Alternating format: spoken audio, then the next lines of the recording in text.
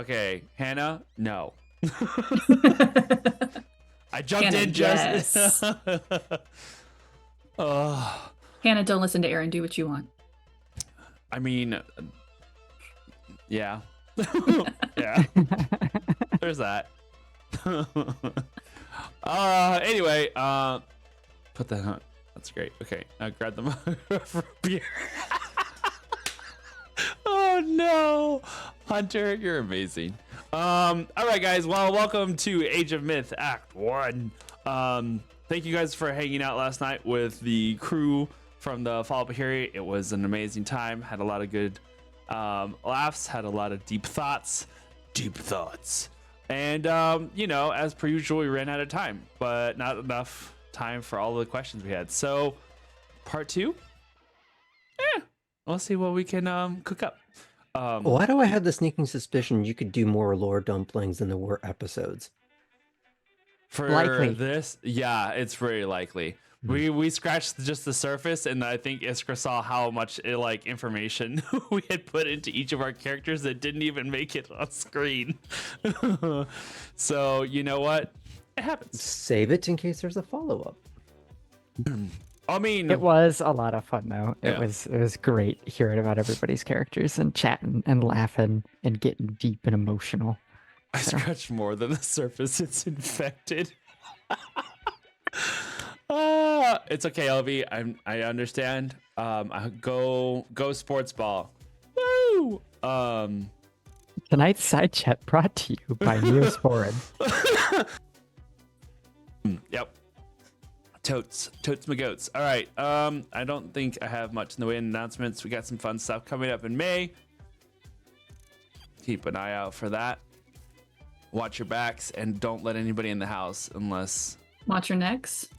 Yeah. Well. Yeah, that whole rule thing doesn't apply. You'll learn. Okay. That's okay. Which part? The watching my neck or not letting anybody in the house? Yes. We'll find out. I mean, I have people who would argue that I don't follow either one of those rules. Like, yeah, sure, come in, it's fine. Ugh, oy vey. All right. Yeah, I think that's it. I don't really have much in the way of craziness going on. So, without further ado, let's go ahead and jump into tonight's episode of Age of Myth. Wow!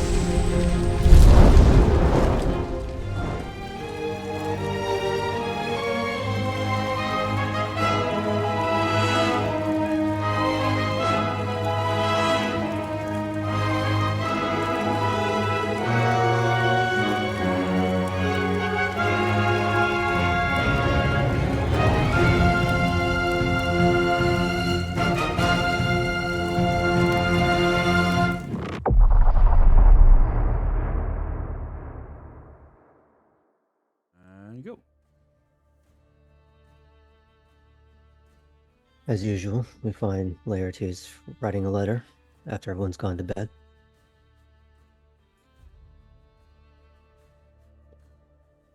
Hello, Father. I've started and stopped so many letters to you. I've just been at a loss for what else we could say to each other over these last few years beyond pointless pleasantries. We've drifted. I know that. I understand my part in it.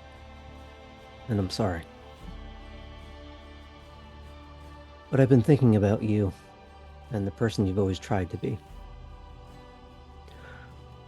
For all our difficulties, you were never cruel or callous. That you were always trying to be ethical in a business that is so often not. You always said that I had mother's intellect. Maybe. But I learned integrity from you. A gift that I sometimes take for granted. I've been at sea for almost 2 weeks. I know how absurd that sounds, but it's been enlightening, to say the least. I wish I could share everything I've learned. Maybe someday I'll get to. But for now, I'll focus on what's relevant. We rescued some folk that had been abducted from one of the nearby islands during a raid by pirates.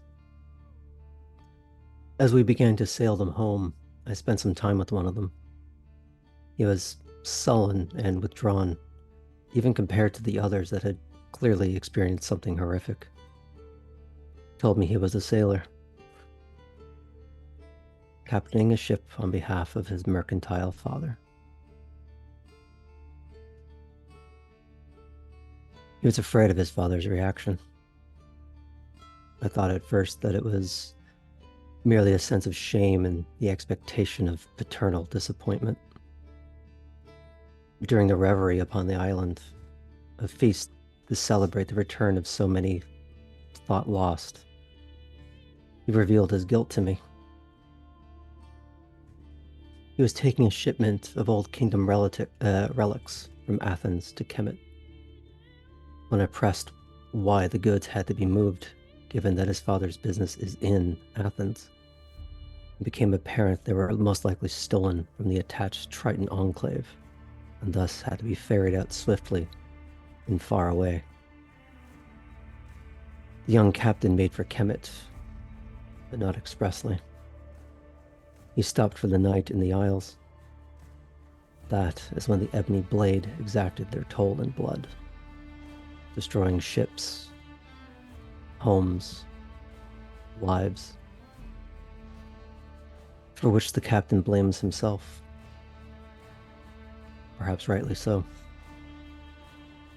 He said to me that he would never sail again, that his father would likely kill him for the failure, but he could hasten the inevitable by confessing to the villagers what he'd done and face their potentially violent judgment. I told him it could perhaps bring these people some degree of peace to have such context, or compound all their worst feelings and impulses. But if he truly felt remorse, he would offer to be a pair of hands helping to rebuild. I'll find out in the morning what choices have been made. I suppose if there's one thing to take away from all this, it's the parallels. What my life could have been under different circumstances. Who you could have been if you were less virtuous than you really are. You could have chosen an easier path in life, a richer path. Crushing toes and slitting throats to line your pockets. It would have been so easy. And yet you didn't. Though I imagine you know one or two people in Athens and Kemet that made different choices. I might need to know their names as we continue on our expedition. I know we don't talk as often as we should, but I never feared you, and never once did I lose respect for you. Recent events have only reinforced that for me. Thank you for being the man that you are, the father that you are. I hope one day Hypatia and Meron understand how lucky they are. Your son, Laertes.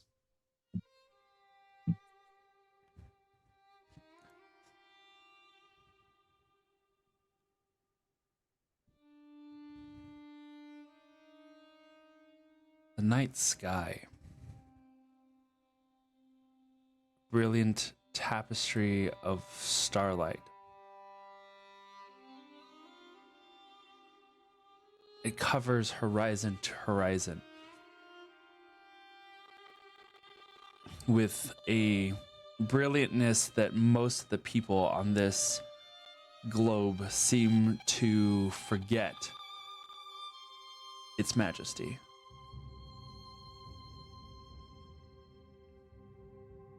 Astrid sits on the grassy patch in a secluded section of this small fishing village of Pathos. Still, the lingering smells of ash that course through the air mix with that of the ocean that is close by, and the lingering fires from the earlier dinner. She had come here and stared up at the night sky, and in doing so, spoke words out into space, as it were. And that space had called and answered back. And now, standing before her, a slight feminine figure dressed in a sort of leather armor and a porcelain white and gold mask that covers a face. In her presence, sparkling freckles of light had begun to alight upon Astrid's skin, going from fingertip to arm up across the neck.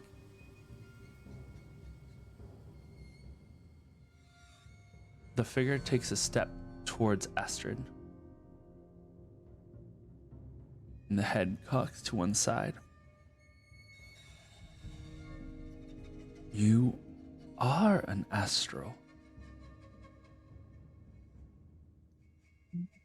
Where in the heavens have you been?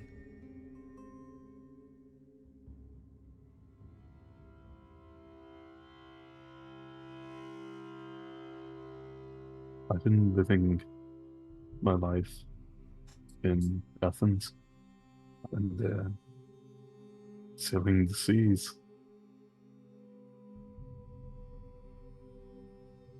This theater mask of a face. Kind of the head goes back a little bit, and just in a shrug. Just like that? You've been in Athens? Wait. How old are you? Oh, wait, actually.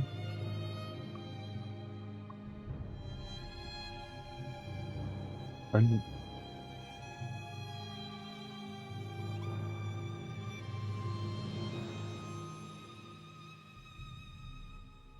gonna put her at 32.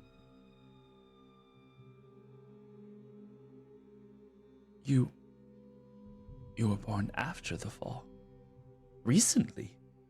Yes. You expect me to be some immortal as yourself?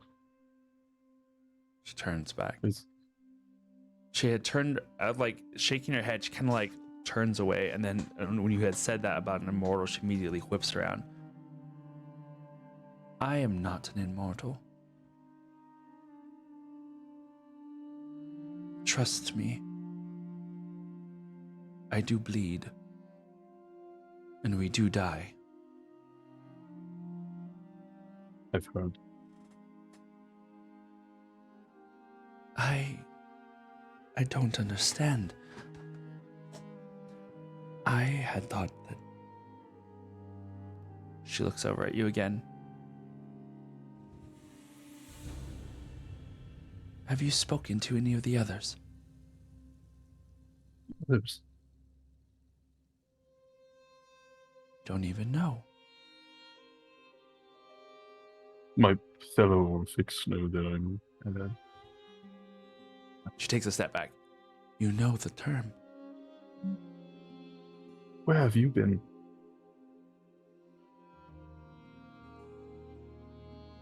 Obeying Commander Zeus's request. Zeus. Stay.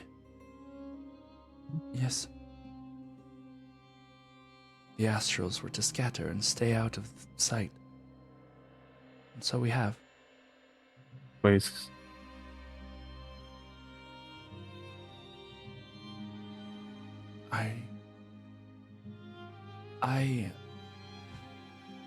She comes up, takes a step towards you, and then I'm assuming you're still on the ground, right? Yeah. She takes to one knee in front of you and like gets kind of closer and looks at you up and down again.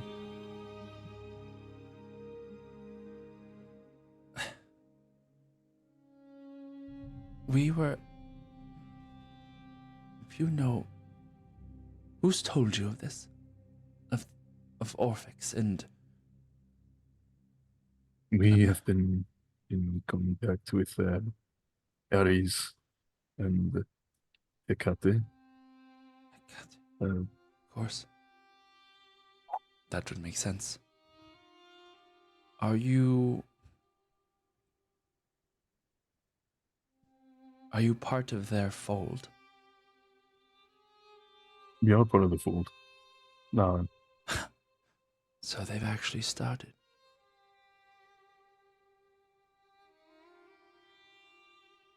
I'm sorry. Would you join? I do not know. They had asked me, and it seems like a time before times. But I did not want to anger Zeus. Astrals are unique amongst the Drea.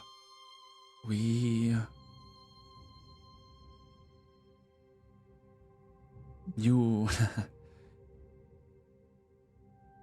She looks down at your side. Is that an astrolabe?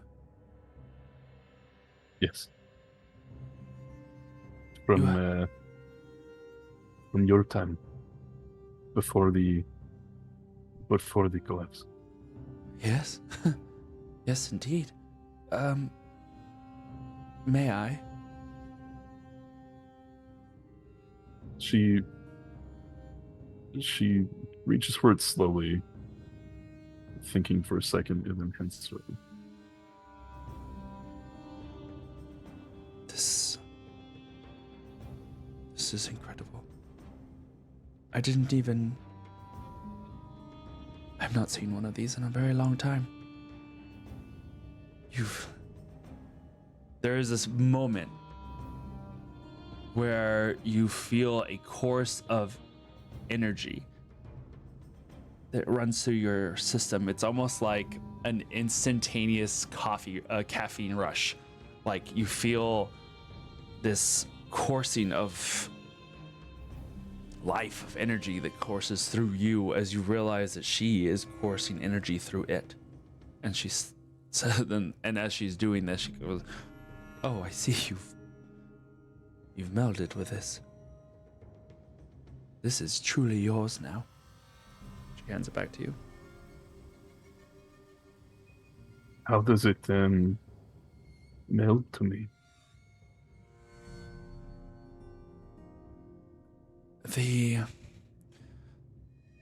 Upon creation, the astrolabes were used to help guide our vessels. But once we arrived here, they didn't quite function the same way. But they did. We adapted to their use. Astrolabes help guide your abilities. You have been using it to navigate the seas, I'm supposing. Yes. Yes, it's imperative to direction of the ocean. It's not. But it is a good start. Astrolabes are a good tool. They aid in your own ability to navigate. Have you begun to feel it? The changes, the knowledge, and the visions. Can you feel motion? Of the universe around us. Yes. Right? Only astrals can do so. Over the time, you will learn how to follow those instincts, and you will no longer need an astrolabe to guide you. But it is a machine that, like you, can sense the world around it. And through it, you can learn where you must go. But it is just a tool. It is you who possess the power to know where you are and where you must be. She puts her feet out like she's like gets off her feet and like leans back on her knees, and it seems to be like she's about to reach for you and then like hesitates. She looks around. Takes off the mask. There is a metallic shimmer across this young-looking woman's face. Dark skin, hair that suddenly like falls down to her shoulders in black curls, a single long white strand of hair that is pulled and tucked over to the side. She too has freckles of light, but these are golden, as her irises are also just this pure gold. They almost give off their own light. She looks at you. They call me Estrella, but most just Astra. What was your name? Astrid, right? Astrid. Yes. You know, I believe you are one of the first people who have called my name. Which was a strange sensation.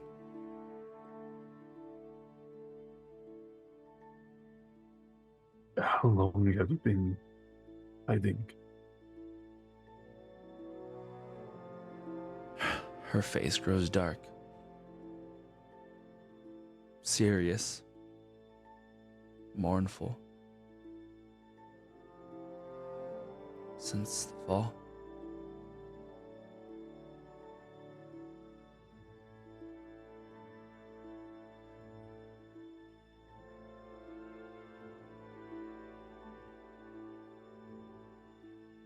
Do the other Orphics that you spoke of,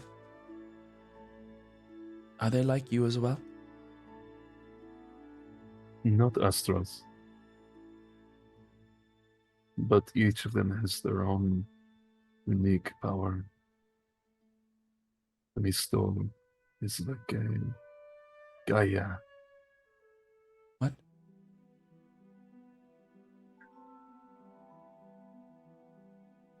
And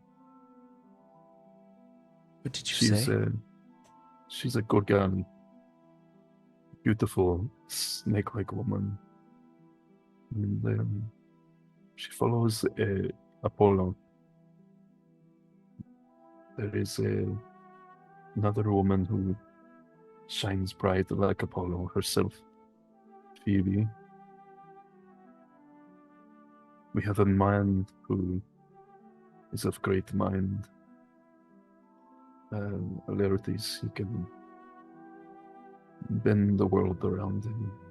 He sees things that no others do. And a man of great strength, Cypress, who can command those around him. And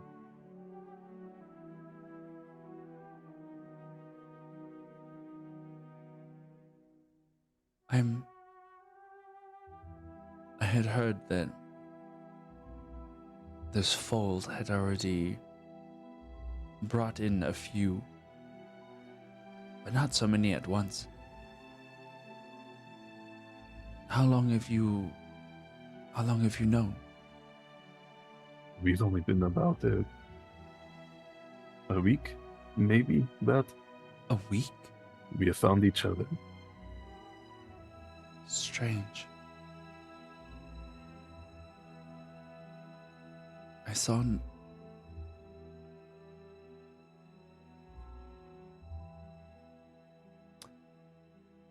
you. How did you know to reach out to me? You're the mother of stars.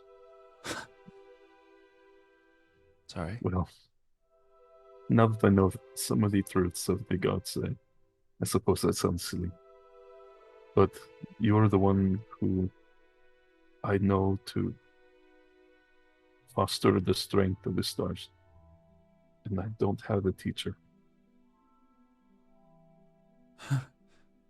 I wish I could say that I could teach you, but besides me and my siblings, I did not know that there were other astrals on this side. We had not seen anyone show even the remotest sign of ability like we had. So to see you now is... And you said there was a Gorgani here as well? But the path was cut. Has she been alive long? She is near the same age as me. Would you like to meet them? I am already risking much just meeting you. Perhaps, but the fewer who know of who I am, the better. The knowledge we carry is and could be very dangerous. There will be those who will seek you for your abilities. Try to keep that as close to the chest as you can. What would they do with my abilities?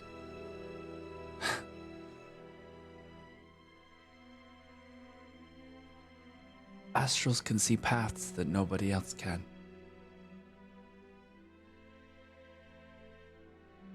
At the fullest potential, you could find anything or anyone you wanted.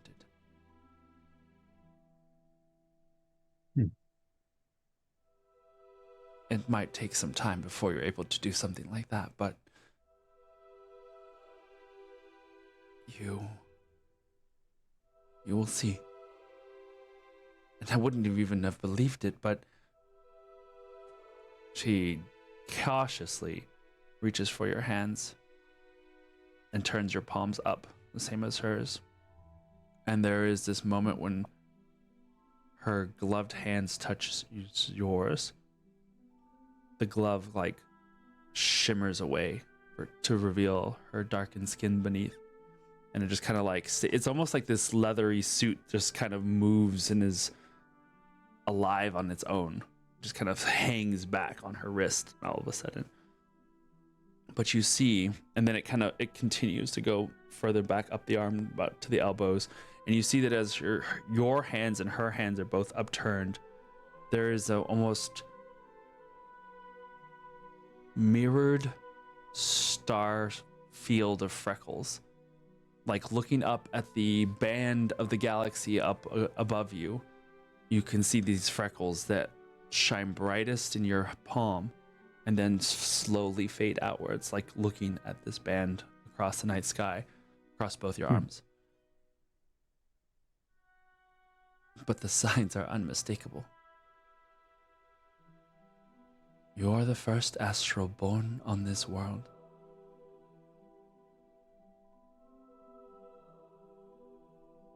And I know that that doesn't probably mean a lot to you right now. But it could shape many things to come.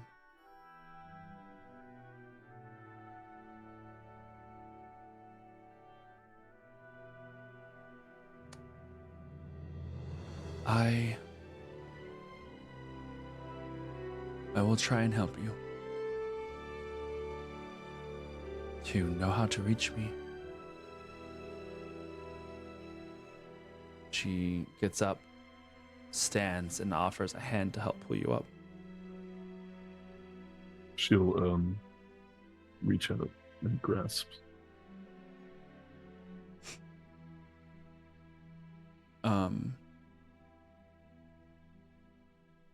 As she pulls you up onto your feet.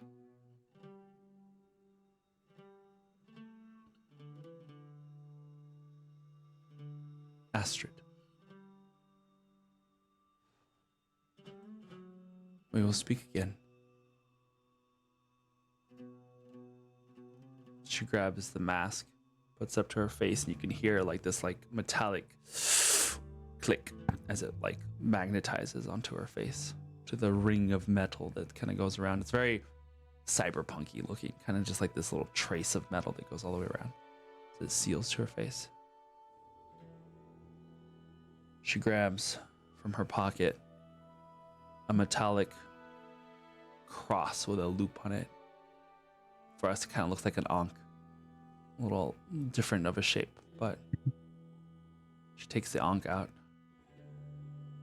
holds it up to the sky, looks at you, and explodes into starlight. Poof. It then just fade in the night sky around you. It's so good for me to finally. She's gonna close her eyes. Let out a deep breath. And head to her ship to sleep. Okay.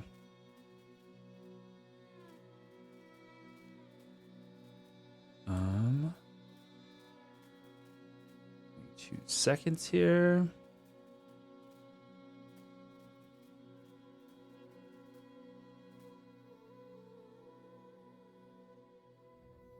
Don't mind the grin.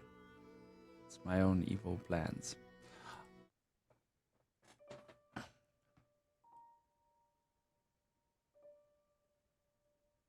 Cypress.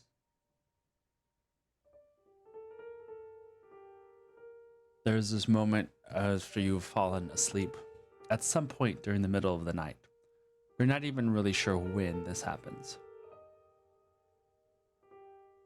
It's that, whenever you kind of wake up and you're in the process of like turning over and you're just barely conscious enough to shift in your bed.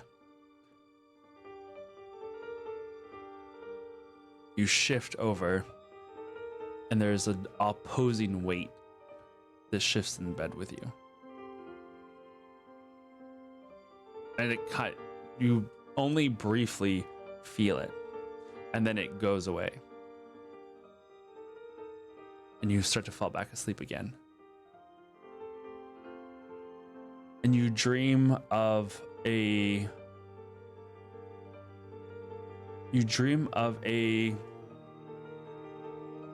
galloping sensation, like you're running or riding. So you've only just recently begun to get acquainted with that sensation. You can feel the hair running through your hair, the air running through your hair, and that sense of freedom and movement as you are traversing spaces. You begin to hear the distant, dreamlike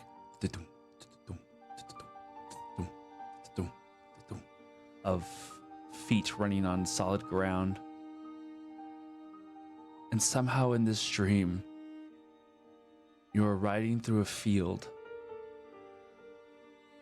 on a white horse with golden shining mane that catches an evening light. And then it stops at the edges of a tall hill. And you look over at the city of Thebes in the distance. As the sun sets and lights it afire with its golden and reds and orange lights.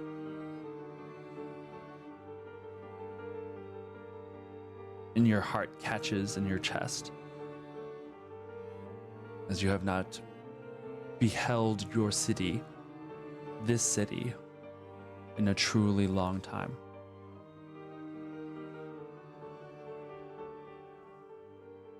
And you feel arms encircling your waist and a chin on your shoulder.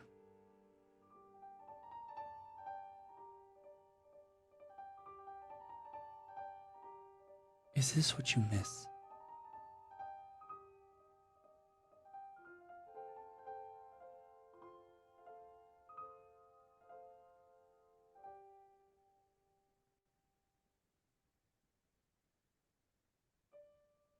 Muted. The view is nice. It is. There's like the feeling of someone's forehead on the back of your head. But that wasn't the question.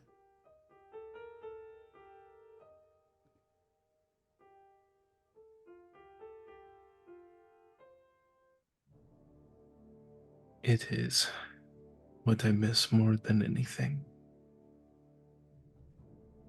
It's why I'm here. And it's why I've been fighting.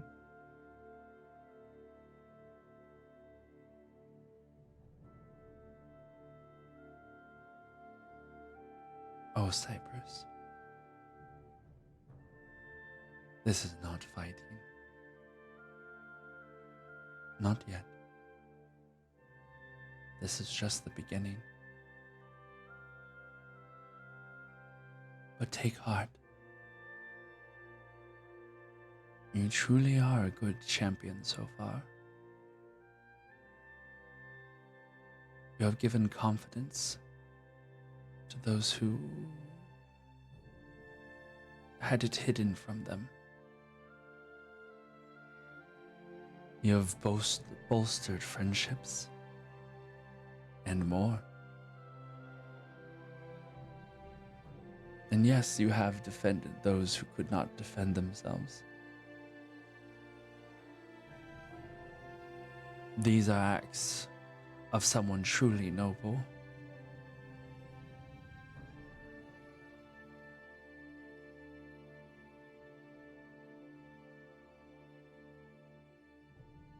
Do you know what else?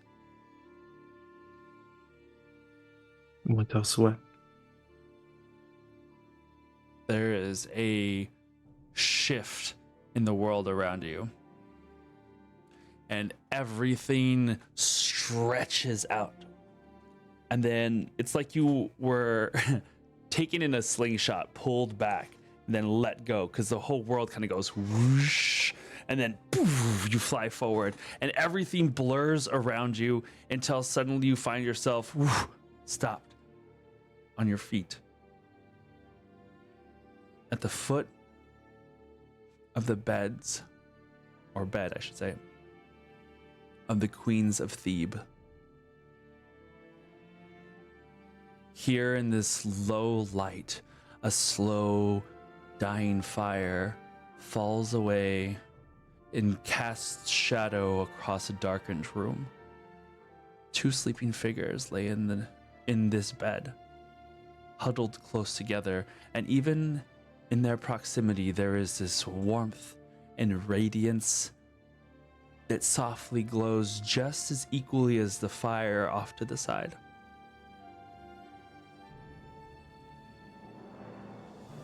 And you see walking up to the side of the bed one of what looks like a servant or something, a person you don't recognize.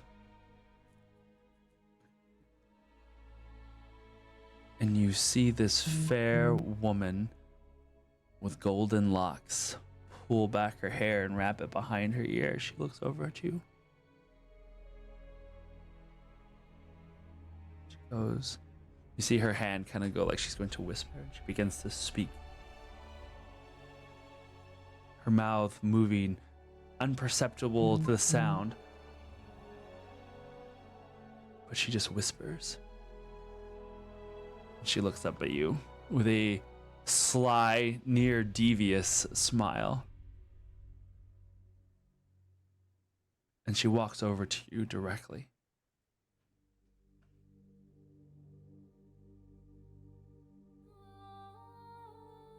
Now they will know. Part of the story, at least.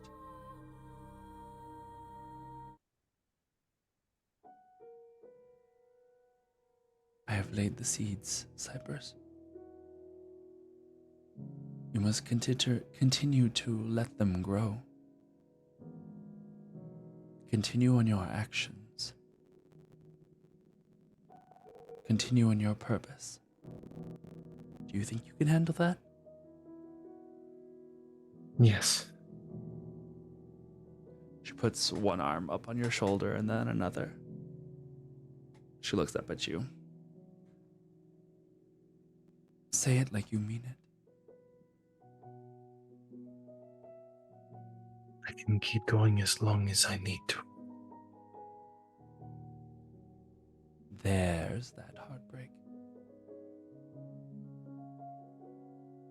I know you will. Thank you. She takes a step back. Looks over at the queens. Looks over at you. That was child's play. Grabs your hand in hers, and then somehow tries to spin you like a dance. And as she spins you around, the world continues to spin. And you roll over onto your back on your bed.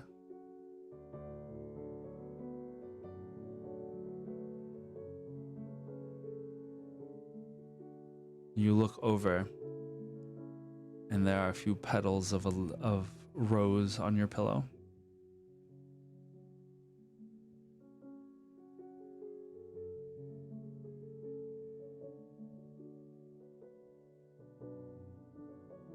And you look over again, and they're gone.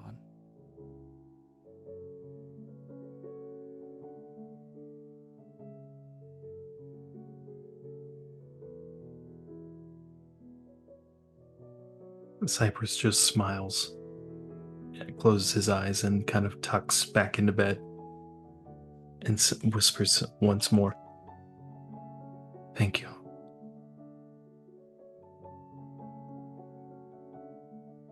I will keep fighting.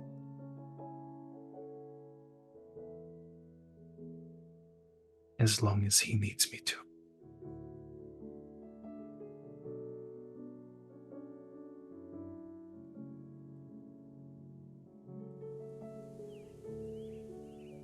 Morning comes as you all complete a long rest.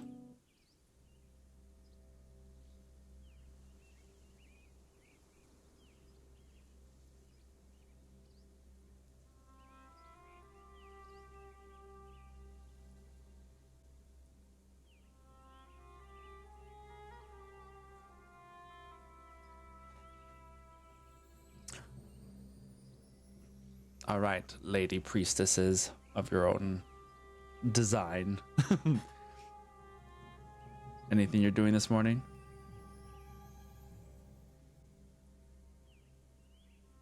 Religiously? Fuck it. Never mind. That didn't help at all. You thought you dodged it. I did. Nope. I got like bushwhacked. Phrasing. God damn it. Just go. Jesus. I'd like it stated that I did none of this. No. You raised just- an eyebrow. Maybe you first. I was gonna say you first. Phoebe has been praying Oh. first the past couple of days. All right, well. Themisto awakens. As usual, in Phoebe's arms. And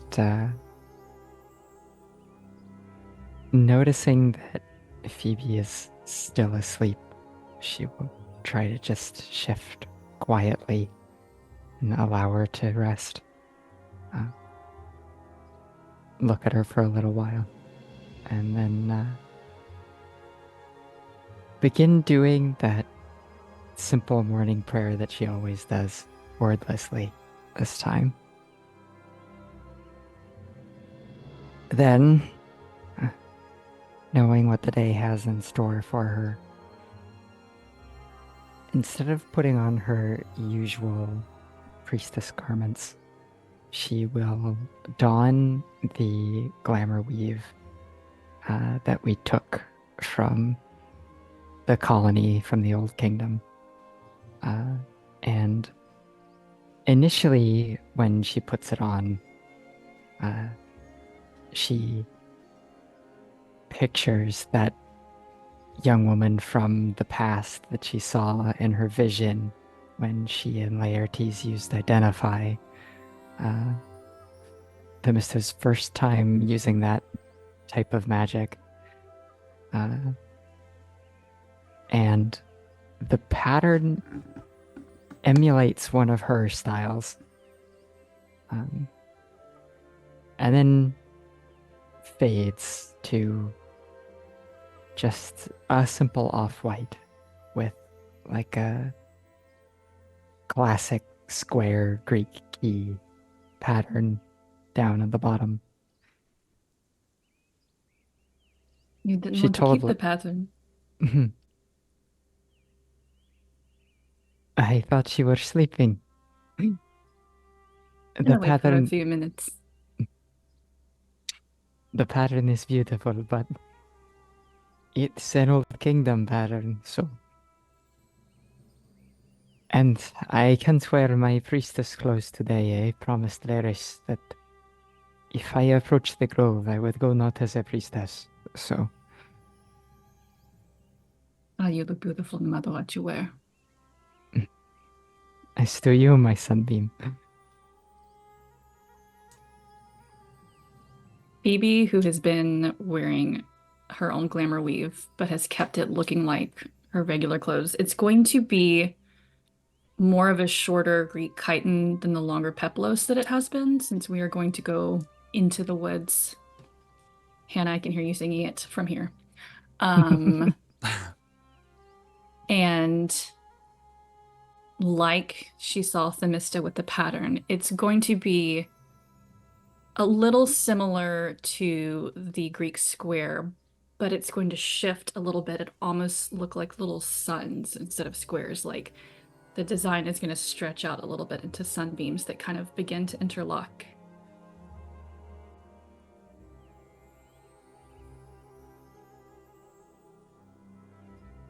I've never seen a pattern like this before. It is very pretty. I was inspired by the tablet you gave me. Ah, I see now. And maybe if I put sunbeams on it, you will call me Sunbeam again.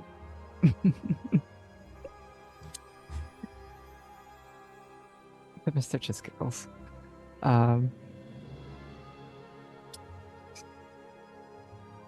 We have a lot ahead of us. Should we go see the others? Yes. We're all going into the grove. They, of course, can come with. Let's go see who's away. I would like to go to the room that Cypress is in first. Okay. Cypress, are you awake? Yes. Did Sorry. she answer our prayers last night? I think she did. Good. I did pray for you. It was weird. She's never heard from me before, but It's I very don't know. nice of you. I'm glad she answered. Did you have any answered prayers last night? Phoebe is just gonna blush. In a way. All right then. Can't say I prayed particularly for that, but It's okay, you don't have to. It's fine. Don't worry about it. Mr. nearby, she's gonna like snort in the background. I feel like you're like just out of being seen in the doorframe. happy Maybe for you'll you just, just like- the same. Squeeze your hand, trying not to like laugh as well. You're going to go into the grove with us. Yes. I'm up a little late this morning, but slept well. Good. Is everyone else up? Let's go see.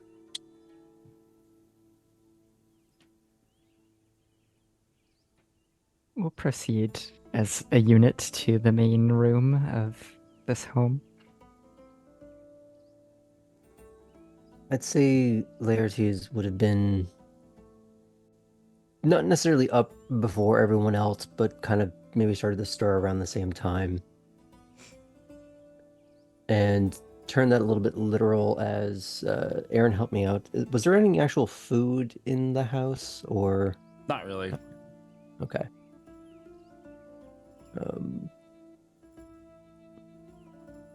Then I won't make that literal.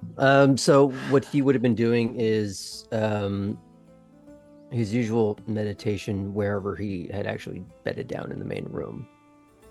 I will say that when you woke up, the boys were not here. Well, that put a kibosh on one plan. I'll get to that later. So, given that he has the room to himself, apparently, he would have gone into his usual meditative state. The several of the crystals sort of floating around him, giving off these various facets of prismatic light, like little orbiting sun catchers, as he prepares for what he thinks he's going to need for the day, organizing his thoughts and enjoying perusing the memories, hopes, plans of the diary left behind in crystal form.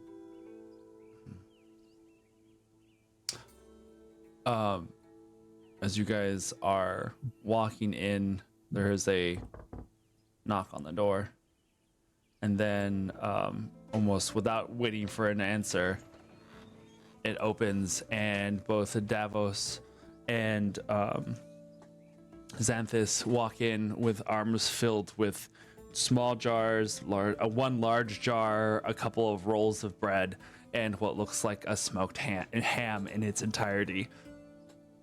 Is this just for the two of them, or You should ask. yeah, is this just one giant tub of mayo for him? Like he's pulling a full grog Yeah. and already in it. Yeah. Guards and provisioners too, I see.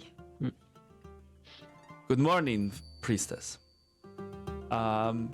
We took it upon ourselves to find provisions for you since everybody else was sleeping. Davos shoots a look over at Cypress and kind of winks. But not everyone is early risers, so that is fine. They go over to the table and without much ceremony, just kind of like release the bounty from their arms, and it like rolls all over the table. And there, Your initiative is appreciated. they both mirror a bow. A bow? Bow. Just put an L in there. Was that really a bowel? No, bow. They bow. Please do not mirror any vowels in here. A mirror a bowel, You can go. a bowel movement. Oh my goodness. I think we needed, out of character, I think we needed the sillies a little bit after the hour or so of very lovely, comparatively docile scenes.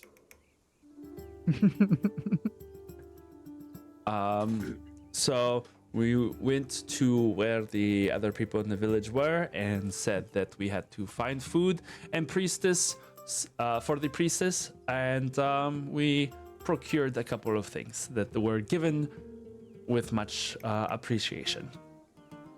At least that, I think, was part of the message that was told to us to tell you. The people once again have our immense thanks. They have been more than generous enough to us with everything they have faced. Xanthus pulls out a large, like, apple from like behind inside his tunic and just like just kind of nods. Are there any figs? There is a little like baggie that seems to be getting wet on the bottom, as something maybe was kind of maybe crushed a little bit, and poking inside you see that there was figs, grapes, and a couple other fruits that may have been squashed in bringing it over here. But there's still some that are not terribly harmed.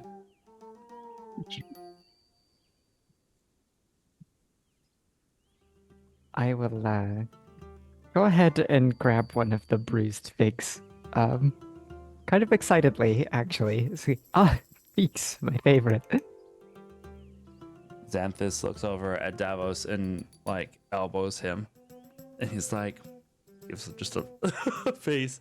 Sorry for the piling on of things, but we tried to fit as much as we could within our arms.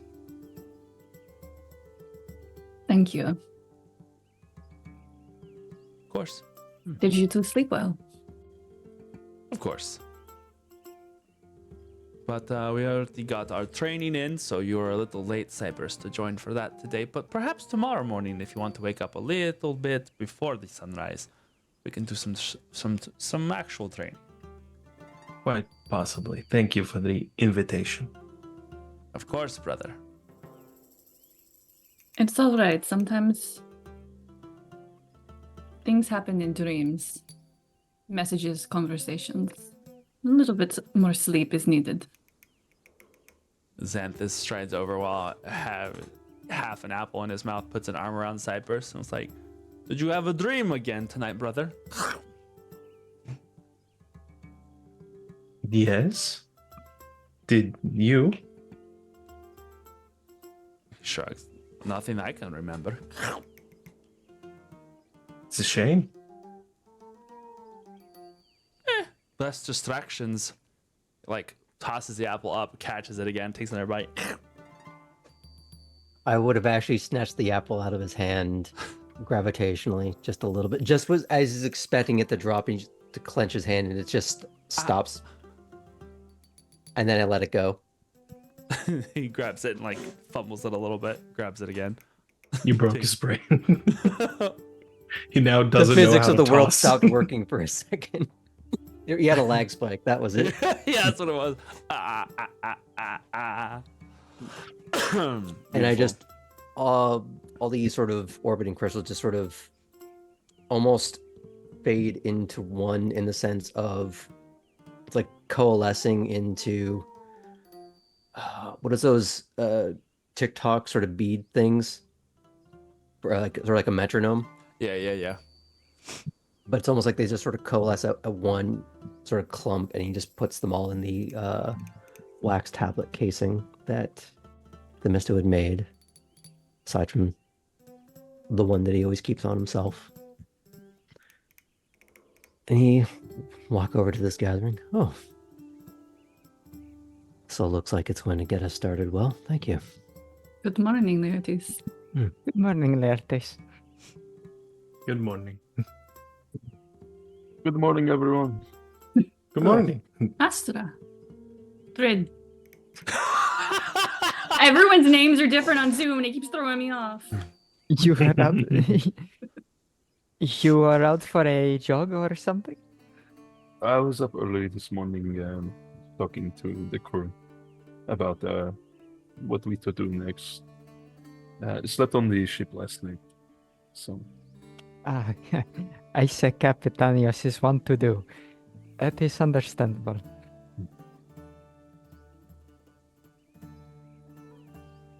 I believe the plan was once we've refreshed for the morning, we head to the forest. There is a small grove at the top of the mountain here, and that is. I wish to do something there. I'm not certain precisely what, but it needs my attention. The cedars are very important to the people here, and they don't have enough. it sounds good. Agreed. I would like to bring something up before we venture out. Of course. And the Mister will be, eating breakfast while this conversation is going on. We'll look to Themisto for a moment. It would be somewhat delicate. He kind of just angles his head towards the Spartan Bros. They're just at the moment. One is now posted up by the door, and the other one is just sitting in the corner finishing up his apple. My guards, if you could excuse us one moment, please. Laertes has an important matter to discuss, but it is best if you do not know. Of course. They both kind of give a little bow and a salute, and then start to walk out the door.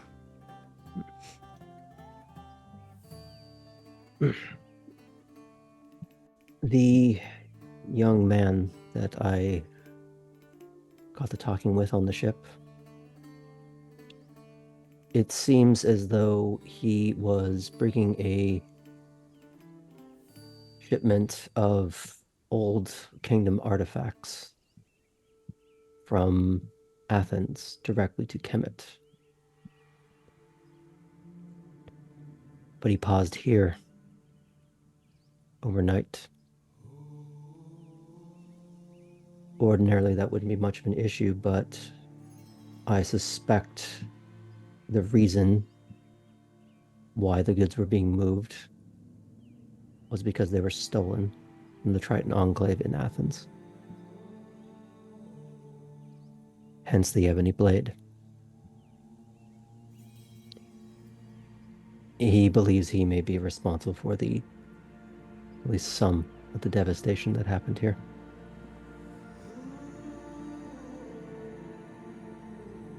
I don't know if that's entirely correct. It's hard to say. He might be telling Laris his part in all this. I tried to implore to him that because he believes he may be facing death from his father if he goes home, or death at the hands of people here. That if he feels true guilt and remorse, he should be trying to atone by rebuilding, if they would let him. But his story at least filled in a few blanks that were left over. Things that weren't quite adding up before.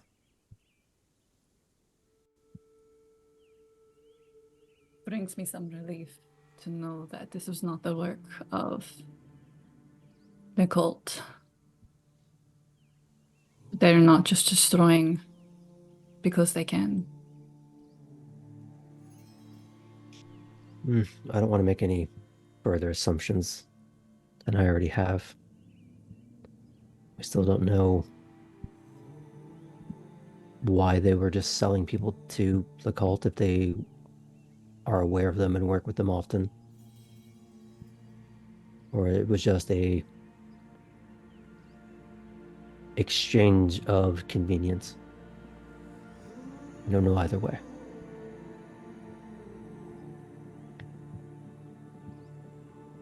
But perhaps we'll have a reason to venture to Athens at some point. Perhaps Kemet. I'm not sure if this matters at all, but do you know, Themisto, where your guards were headed to or from? They and their garrison were headed to Kemet as well.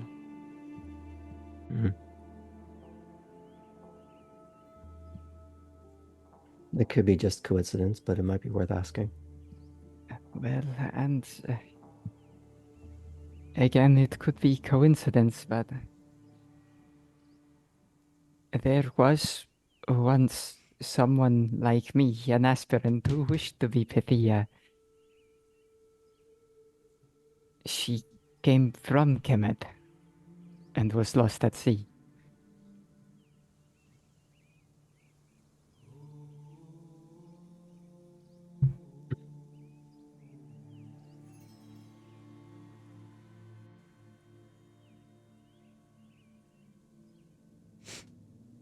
I don't know what anyone wants to do with this information at the moment, but didn't want to keep it to myself. Well, I know that we wish to speak to Eris, so perhaps the time has come.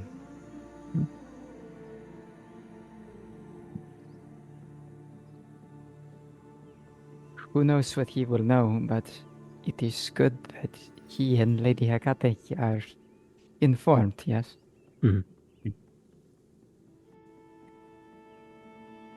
Cypress, I think I will need your help with this, as I needed Laerte's help to speak to Hekate. I think if I am going to speak to the god of war, I need someone to do battle against. And someone to fight. Hmm. I mean, of course. How serious do we need to be on this? I do need you to feel it, so invoke Do you want to just hit me? whatever you must do. No. Because I almost would feel more comfortable if you just hit me. Now this I can't wait to see. This is not going to work that way. It has to be an exchange. A test of strength and will. All right. Do we have to use weapons? I think so. Eris, you've seen him in battle. He comes armed. Perhaps I can break off a chair leg or something. Something blunt. Let's not damage the home of our guests. Or we are the guests. of our hosts. Cypress Sometimes the will words escape me, you know. will take his sword and sheath entire, and he will like bind them up to where it remains sheathed like if it were at Ren Fair. Uh, if you insist, then that is how we will do things. I absolutely, if it doesn't work, I will, of course, try other things, but not only would I hate to hurt you, If you are Phoebe's ready, right then there. She knows I asked for it. I've seen the way that the Misto can handle herself. Speaking of gods, I met Astrea yesterday, last night, in a vision of sorts. She came to me in the stars, and I stepped into her realm. This is amazing news, Astrid. She- You know, I said perhaps you should reach out to Artemis, but clearly I was not thinking with an open enough mind. Perhaps the both of them may be able to help with my journey. Though something struck me that was odd. She said that all of the Astrals are to stay in hiding by the order of Zeus. Hmm. I am not going to stay.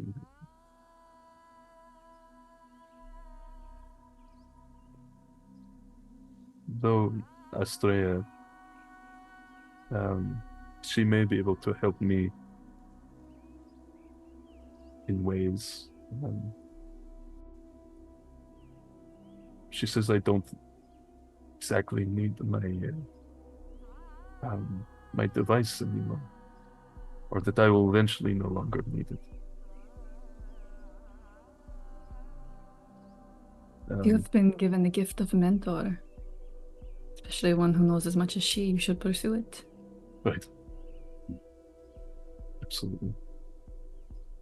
I just wonder. I wonder what the Zeus is so afraid of that he does not want to use the powers of the Astrals to fight against Baldur. Hold out As your though hand. He's looking to Astrid to hold out your hand. And much like with Hecate and Cypress, he creates the illusion of the black ink on her fingertips. If you are subsumed and you have full faculties of what you can potentially do, it's not just this place that could be affected. He points up in another illusion of the constellations that we saw in the servitor's home. It's everywhere.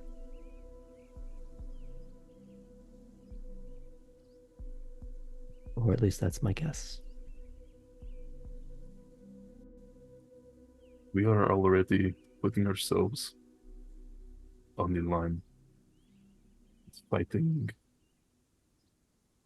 these dark creatures that belong to Baldur. We need strength in numbers. If there are other Astrals out there that have mastered their powers,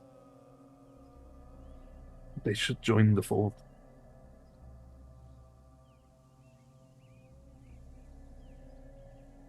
I don't disagree, but do you understand the risk? I do. We all do.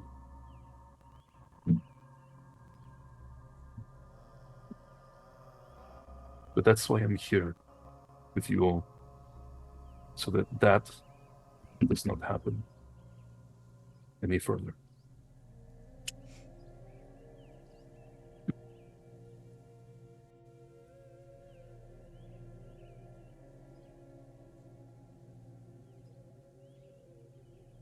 Shall we step outside then, the misto?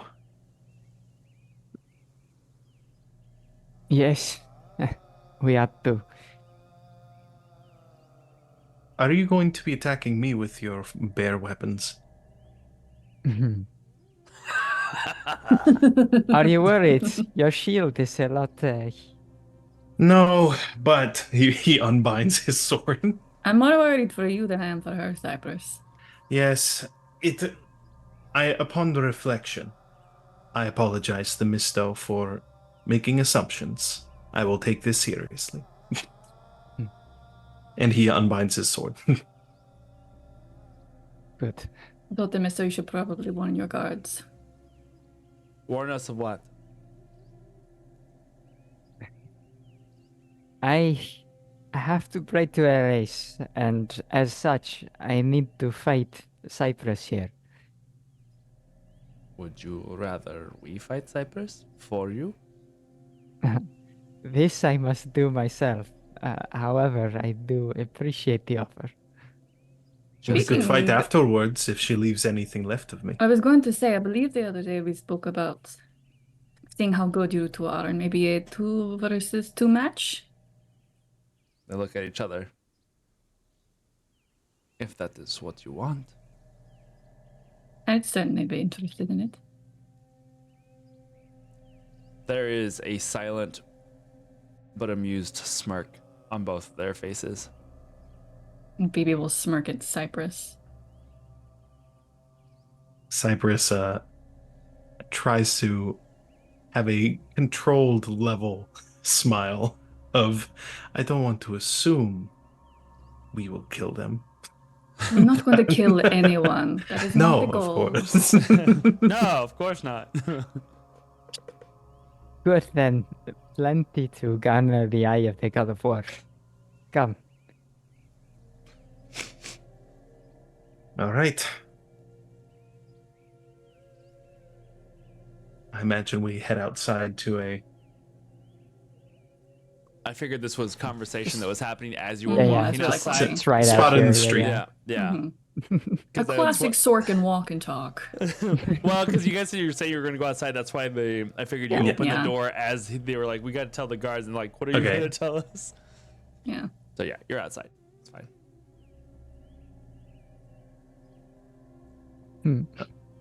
In a nod to her guards, Themisto will shift her glamour weave briefly to a Spartan red. Hey. Davos kind of claps while his mouth is full. Of course, that's just adopting the Deadpool mentality, but Cypress does some of the stretches he had not done that morning. And you see he pops a few joints and calls out to you from however far away this standoff begins. Any rules for this conflict? I suppose we ought to have some, huh? So, let's do it like this. If one of us gets to the point when we were about to strike a blow that the other could not recover from, eh? So, if you were to catch me here or here to miss my shield, then that is a point against me. The first to 3 points wins. All right. Likewise. And I am able to heal either of us. So, obviously, if you would stick your sword here or here, try not to. But if the worry is drawing blood, at least on me, if we're trying to catch old Ares' eye, I'm sure he wouldn't mind seeing a little red. Indeed. Also, if one of us is knocked to the ground with the other standing before them, then that is it. All right. End of it or end of round? End of it. All right. That is a defeat. So, Are you sure? mm-hmm. All right then. So then Phoebe Themisto- will quickly give the mister a little kiss. For luck, not that you need it.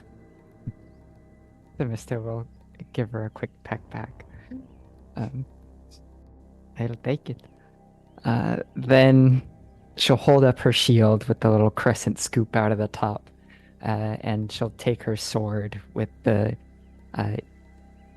sensor ball chain attached to the pommel, and she'll swing it up so that kind of drifts around in a circle real quick, and then holding her sword up into the sunlight, if it's sunny today, and clanging her shield with her sword, she'll call out casting sending and say the first 5 words of sending.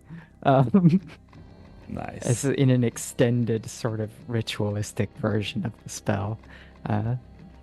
Ares, mighty general, battle beckons.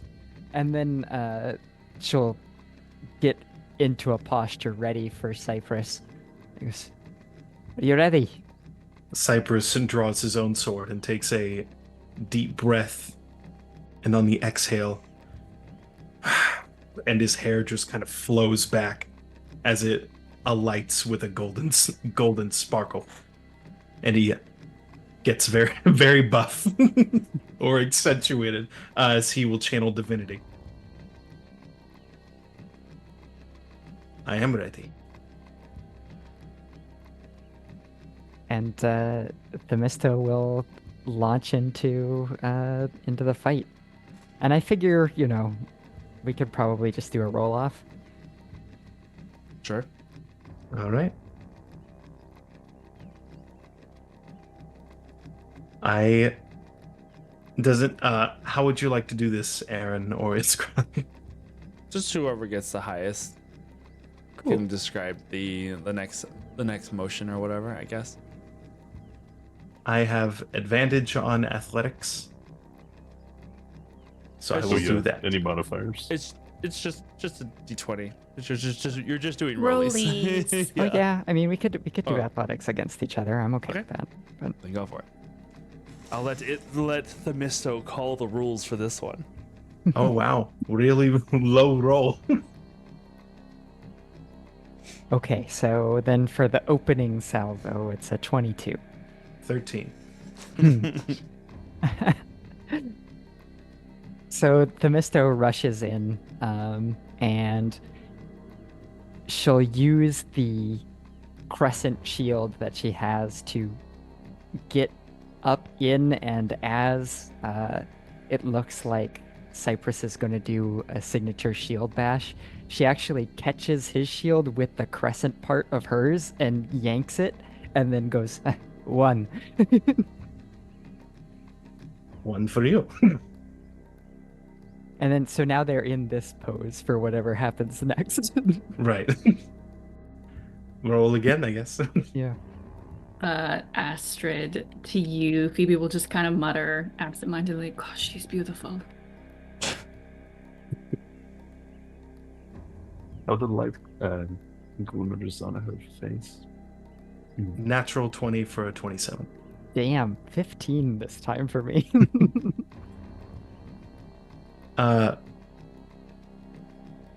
Cypress will kind of, in this interlocked, you've got your arm keeping his shield forward. He kind of pulls it back to like pull you off balance and just does a big leg sweep.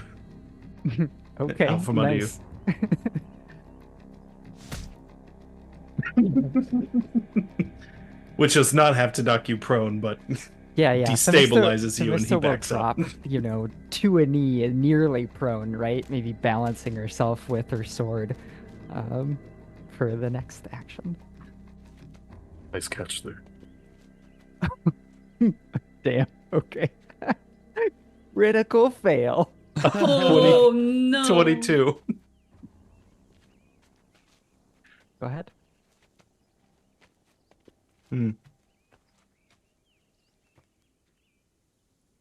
Unlike his standard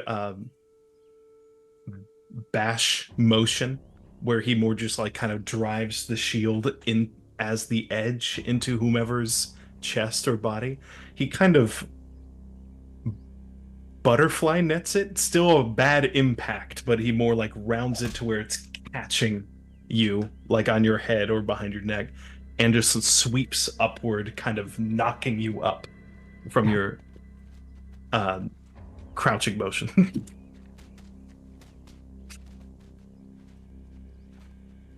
All right.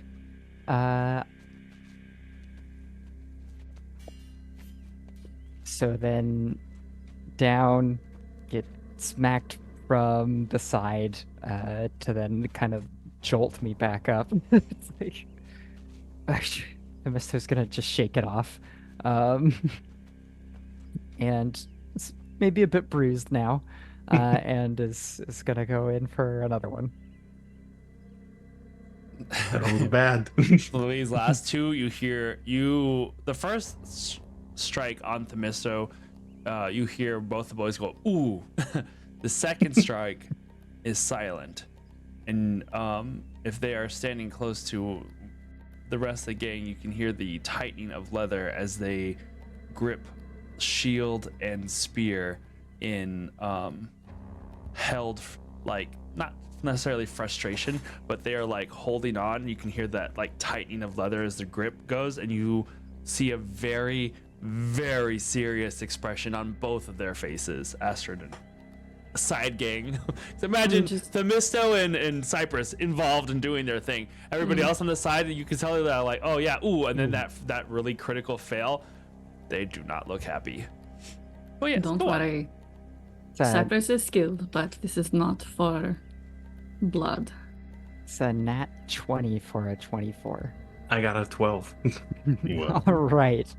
So when Themisto gets bruised by that last attack and is basically like juggled like she's in Street Fighter or something and gets popped back up to her feet, she looks away and her snakes hiss and she turns and they all raise, and she gives you the scary Gorgon stare, right? And like smiling with her fangs present, you know.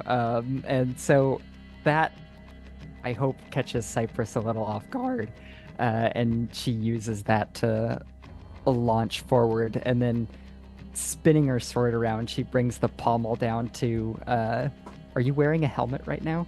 I don't think so. Okay, in that case, she'll bring it to right about to where she would crack him in the skull, and then just let it like graze his hair instead. Two, she'll say, and laugh as the snakes settle down again. Cleo didn't settle Cypress- down. Cypress also kind of nervously laughs after realizing he wasn't almost petrified. All right. This is it for all This is the it. all the chips. How did the boys react after that one? There's a little bit more of a relaxed state, but they are watching very closely. So I rolled a 19 for a 23 this time. I got a 23. We tie. Okay. Oh my gosh, you both like have the sword at each other's Yeah, throats. yeah. It's the Rocky Creed thing. Hell yeah. It's so cool. Yeah, why? Like, you take this one because I narrated the last one. How do we wind up as a we can tie? both accent it. Yeah. In a attempt to also be surprising, and since it's more of 2 points to 2 points, there's not a prolonged moment after this next encounter. Captain America hurls the shields at you and kind of like comes from a downward slope up from the left as he imagines you would try and like shield from that and like cover your eyes. He tries to find a blind spot and drive in his sword, aiming for the very safe under part of your armpit to have the like stabbing motion that children do, but coming up from that angle. Okay, right. Yeah. So Themista will bring her shield up to deflect yours, up above her eyes. It keep exposing her side, And so then you come in towards under the armpit, and she is right there at your other side as you're doing that too, having the awareness to bring it around. So as that shield comes up and she's like, "Oh, I'm caught," she's got you to come in like, in the kidney, essentially.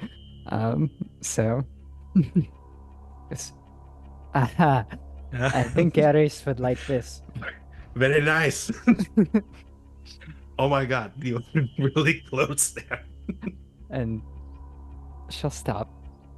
Whew. No. Very. Again, he, the like flowing of his hair that is not with any wind kind of generating its own just kind of stops. And he says, again, I must apologize to you for daring to think that I had any kind of upper hand. And he bows to you. The Misto seems as if she stops paying attention, but you can tell that a couple of the snakes are still looking your way, so she's listening.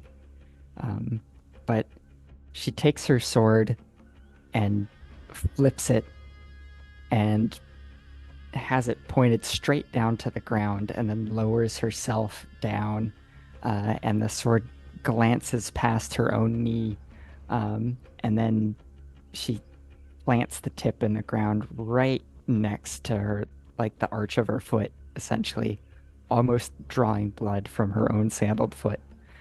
And she now finishes the last words of the sending. The Colton Pattis is slain, but a shard flees. I have seen the fall. What torment corrupts Ireful Phobos' heart?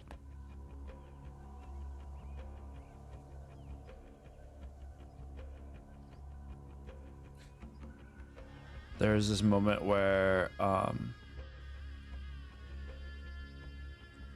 the wind kind of grows still, and you feel within your fast beating heart, Themisto, in the depth of your chest, you feel that thump, the thump, the thump, the thump, the thump, the thump of your heartbeat. And as it thumps and pumps blood through every vein in your body,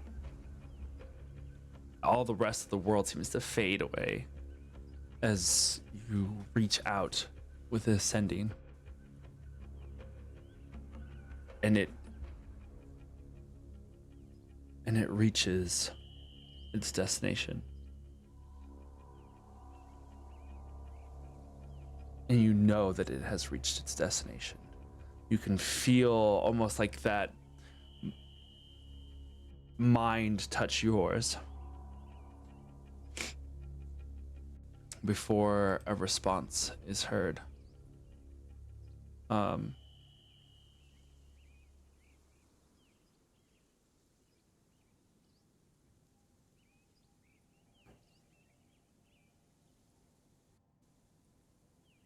Themisto, daughter of Gaia, I have heard your prayer and seen your works.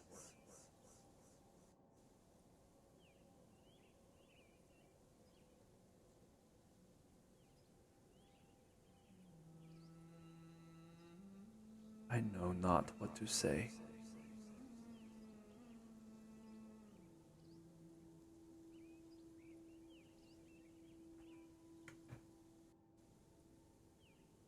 There is that last, I know not what to say, that sits in your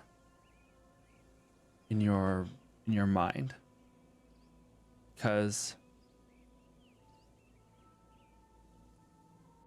you don't know. There was almost that sensation that went with it. and there's like an uncertainty and a sadness that came with those last words. And then you hear the sound of wind. The wind rises and picks up. Suddenly, and in a gust, the dust spins around you. And Ares is there, standing before you. You put on a good show, summoned him. Can we all see him, or is this like a? No, there was, all of you felt this blast of wind. It's like in the in superhero movies when the hero lands and there's that like poof, it was like that. There was no sound. It was just suddenly a gust of wind that kind of made everybody like shield and avert their eyes, and rising from the ground as if he had just landed. Ares jump jets. Yeah. Yep. Just Exactly. imagine him doing the like the wide-armed Bane pose, looking at the two Spartans. He stands, and in his full armor that kind of like shifts and moves back into its normal plate around him. The Mister is still in her kneeled posture. You see both the Spartan boys have now like completely fallen to the ground and are like full on prostrating themselves. Oh no, they're Wayne and Garthing it. We're not worthy. We're not worthy. Beautiful.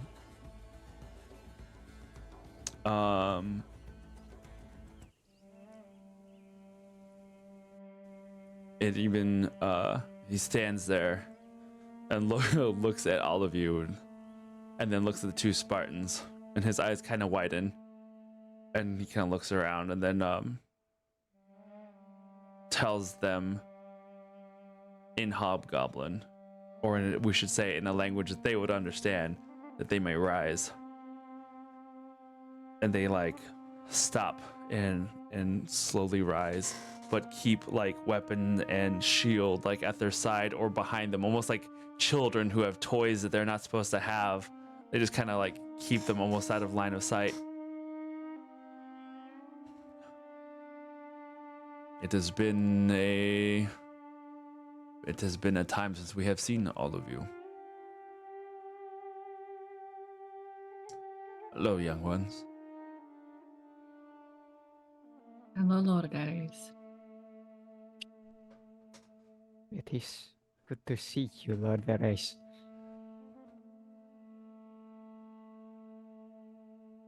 Let us go inside.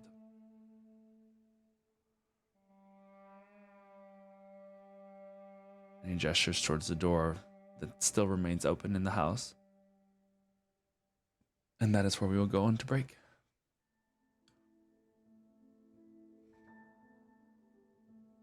Oh boy.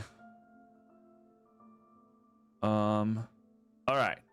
Well, what an interesting first half this has turned out to be. Yeet! Right? He speaks Thank You you, two did Cypress. real good.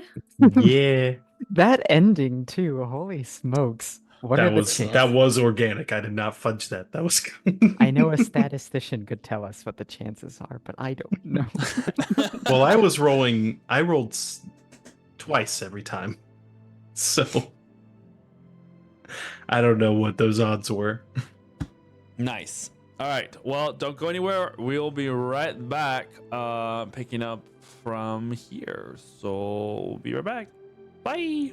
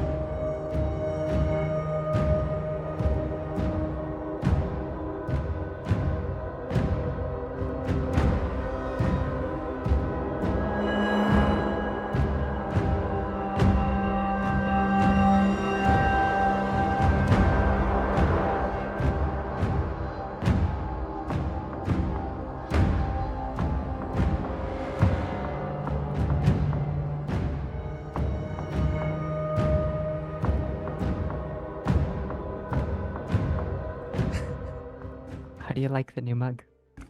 Wahoo! As in face, or Yes. Oh, is that your you double? got a good mug? Yeah, I used to have a coffee cup that was like that, except it was just glass. It didn't have a handle. I got it from Starbucks, and then not current roommate, last roommate broke it while doing dishes, and that was so sad. And that's Huh? why they're your ex-roommate. Mm-hmm. It was glass like that, but then it had like gold leaf flecks in it, so it kind of looked like it was just like decorated all the way through. Welcome to Knights of Silver Moon. We're now a mug stream. Yeah, You beverage break check. glass, I break you. Hannah has called for a bev check. Hannah, I am drinking a grapefruit sparkling water this evening. I'm drinking non-sparkling water this evening with a dash of tea, but The tears Water. of my enemies. oh no, Sandra, you're muted. I have purple water. Purple water. Okay. Did you juice a grimace? Like, what are we talking about here? No. I hate that implies that Grimace is not a singular entity. Hey, Grimace. They are a creature. One of the Grim Eye. Monstrosity. They are not singular. They have emphatically proven otherwise. It's just a purple cup. So Okay. but I like to pretend that it's purple water. Fair. Sorry, As we long as didn't it's mean not to. blue milk. We didn't. Sorry, we didn't go through with that illusion. But yes. In more serious answer, raspberry lemon. Very delicious. I had a fantastic raspberry pecan tea recently. It was like Rubio's tea. Yeah, that makes sense. It's great. I'd try that. Only I had Pecan your is best address. pie. Fight me. I could send it to you. That will be Maybe I'll visit only you. okay. Last night I had a golden jasmine enchanted blossom. Oh. Mm. Was I do nice. want to get one of those like those tea things because they look so super dope. Who Last enchanted night it? I had water again. We're so lively and amazing. It's so great. Sheesh. Oh, I do have margarita mix in the fridge, but that's another time for another story. See, we need to have another stream during the week that's just drunk DM. Yes. Oh, I almost no. grabbed a milk stout, so See, we were But- this close to being cool, but we have now gone to the adult side that we're like, let's just drink water. We have passed that age in our lives. I do have a bottle of Empress Gin in my cabinet, so we can get a real classy cocktail going on here. gosh. Nice. All right. It's actually good that we're Oh no. Oh, no. Oh no. It's good that what? What, Iskra? She looked at herself in the camera and she froze. Yeah, that's what happened. But not from being a Gorgon Oh, from the there we beauty. go. There we go. You're back Nope. now. Wait, Oh, You're back that was now. weird Yes. because it was just your eyes that were moving No, you're at good. that moment. Okay, it's good now. There. Oh no. Oh, Oh. oh no. It did pause on a lovely smile. I think there is Is there storms over there?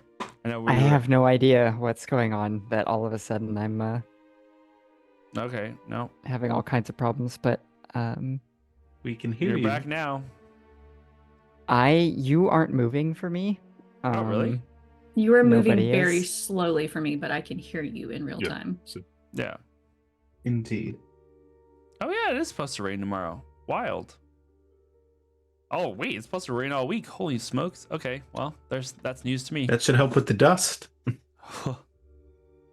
We are so focused All right, in the second. I half. know. It's fine. It's fine. Well, Did Ares you show know, up just to give the technical weather update? difficulties is causing me an Hmm. inability to participate. oh no. No. Why don't just reset. I don't know if you can. As we are heading inside, though, I imagine Ares was one of the first in.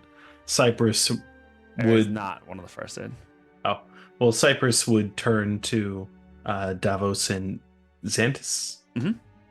and with a genuine but subtle smile, say, "The offer to fight still stands, but probably should wait a bit."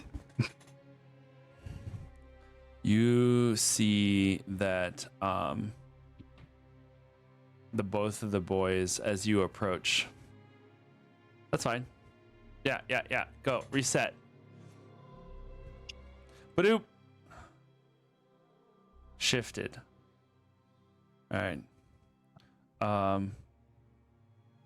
Both of the boys as they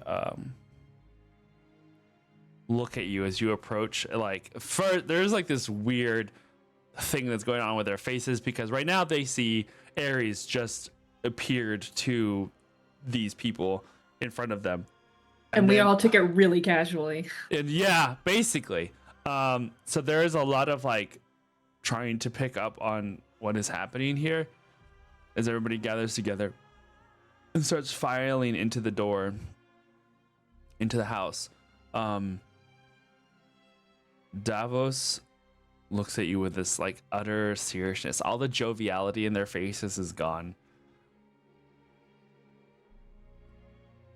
It will be one of the last times that you get so close to the priestess.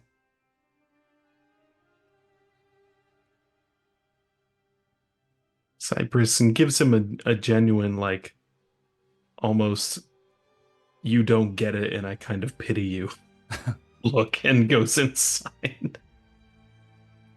Just a and then goes in. Alrighty. You can tell they are a little shaken by everything, but also that kind of, scared them a little bit, you could say. We can get her back in here. Ba-doop-ba-doop, ba-doop-ba-doop. Ding!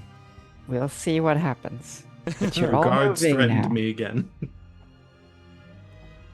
All right, we're moving. It's good. Yeah, as you guys were walking in, Themisto, as you guys were walking into the house, the one of the guards tells Cypress, Davos, gives him a very serious expression and was just like, it's one of the last times that you're going to get so close to the priestess. While at the same time, they are also very confused by the casualness of everybody with Ares having just appeared. But as you enter into the house, Davos goes over to Themisto. You fought very well. I'm impressed. I am assuming we are to stand guard. Yes? With that share, we do not need that. I think. Well. Yes, perhaps it is best. No one will approach this house. Not while we still breathe. They nod and give you like a little Spartan salute. Thank you, Davos. Thank you, Xantus.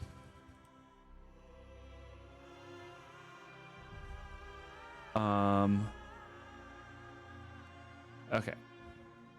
You guys walk inside the house.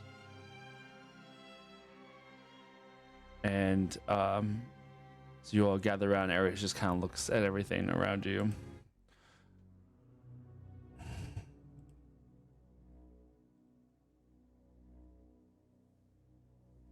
He turns to Themisto. What did you mean exactly when you said that you had seen the fall? What did you see? Terrors. I was in a space. It was dull inside.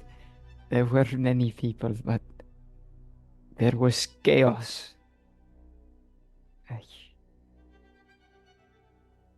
I saw the faces that I know from the statues to be the gods.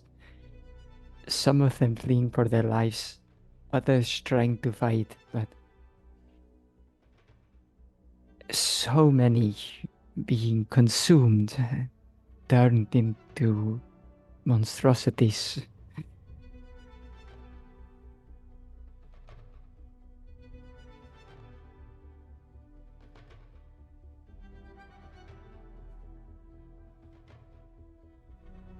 How did you see this?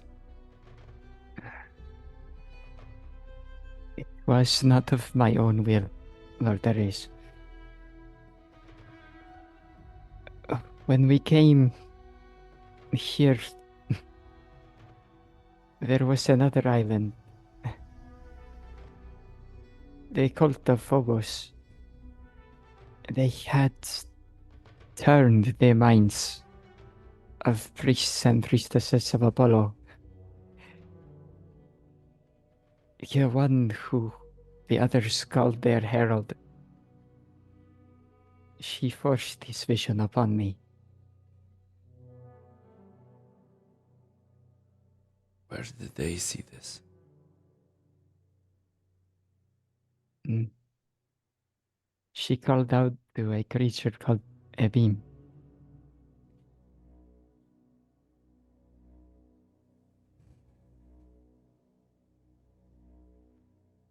Hymn of death.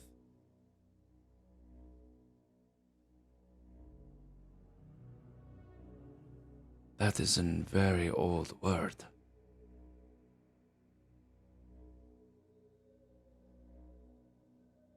It means it is a term for a hymn sung at death. It is Drayan. It was our people before we came here.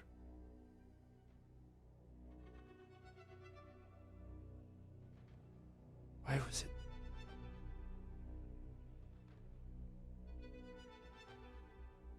So, this creature, this splinter, did you defeat it as well? Alas, we did not. As we struck down its followers, it fled. Curious. He looks at everybody else. We weren't entirely aware of its presence until it made its exit. A lurker.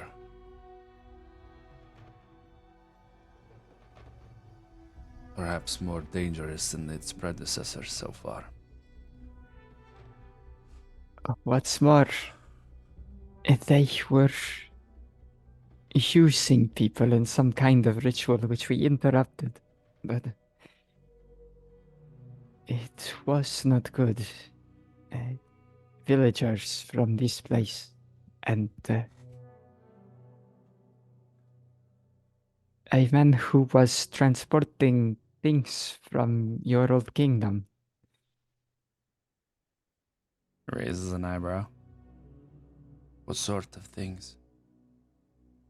Relics. Possibly taken from the Triton Enclave in Athens. To be likely sold off in Kemet. Damn it. The gods said that they wanted to show the world that the gods were cowards. There's this radiation of heat that comes from that. Following on to Phoebe's statement, Themista will say, it reminded Phoebe and I of what the cult said when they struck at Theodoros. It is almost as if the death is secondary. It is to bring shame to the gods that they act. And this is why I invoked your son's name. What could have made him this way?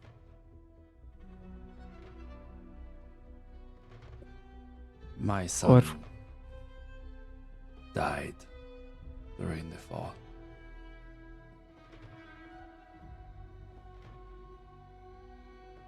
This aberration is no longer my son. Can I make an insight check? I was just gonna ask, this is brash, but may I insight check a god? I want to know if it is a metaphorical death and like he no longer considers Phobos to be his son, or if this was a literal death. That's what I'm trying to pick up. Right. Oh, that's God. That would have been really good. 16. 16.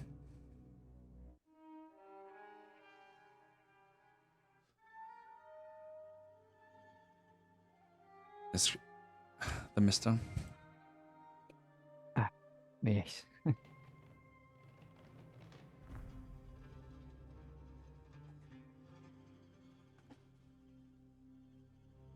Oop. Oh no. There you are. Everyone was frozen again for a moment. We hear you now. That was a 9, so Okay. I rolled really low. Gods Yeah, are hard to read. He's got the fancy mask. He's not, well, I mean, he doesn't have his helmet on right now, but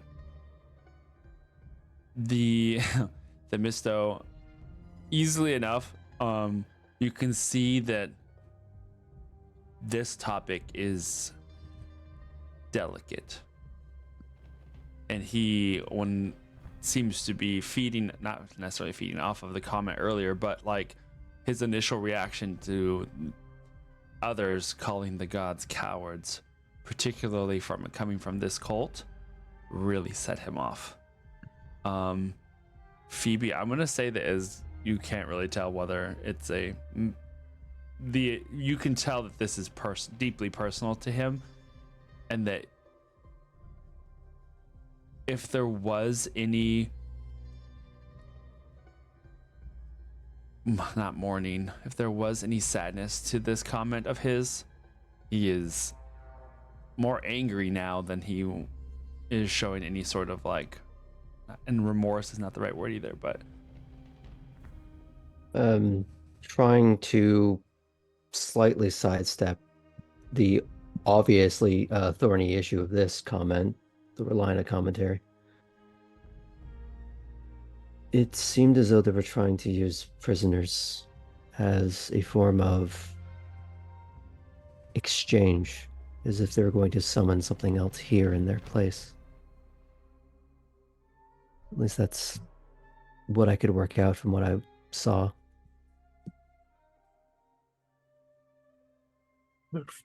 the plague feeds on those it consumes. From what we were able to determine at the fall, a small fragment of it was cut off from the rest of its mind. But during the fall, it grew, it consumed, and it absorbed those that it came in contact with, becoming one entity, becoming the plague.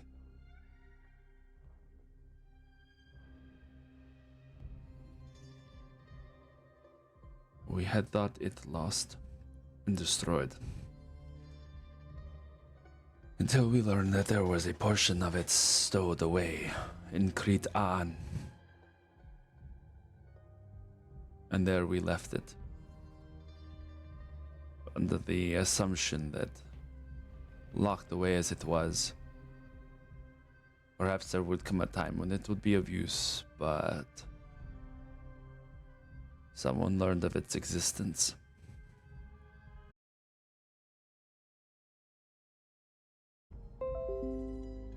Oop. Or disconnected and reconnected. Maybe the internet universe is. You looked like you were having some flickering issues yourself. Mhm. Oh, really? Yeah. Wild. I thought for at the very start of this that it was going to be me because it's been raining nonstop the last few Oh, hours. really? I can actually hear trees starting to bend.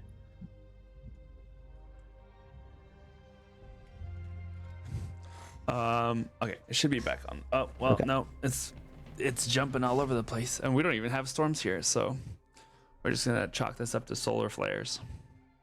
Sorry. There were a lot of them this morning. Oh my gosh. What was I going to say?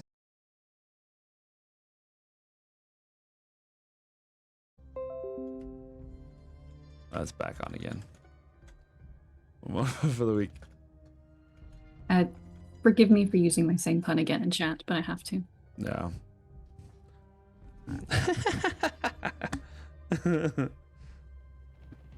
Okay. Something coronal ejection, Matt. Nope, it's worse now. Yeah, it's still in the red. That's so wild. I don't know what's happening. Is that better than being in the pink? Anyway. Jesus. All right. See if it stays at least in the red. Good God. Okay. He looks slowly over to Laertes and shakes his head. Once Eris was consumed by that fragment, she ceased to exist. However, her mind and everything that was in it became part of whatever was in that. And undoubtedly that fragment did not just have her mind, but whoever else it had consumed during the fall. From what we understand, those that came and fought it fractured it further, and all of those pieces fled after nearly destroying the gods that had come to end it. Or these fragments than what we've been fighting all over the Aegean. Yes.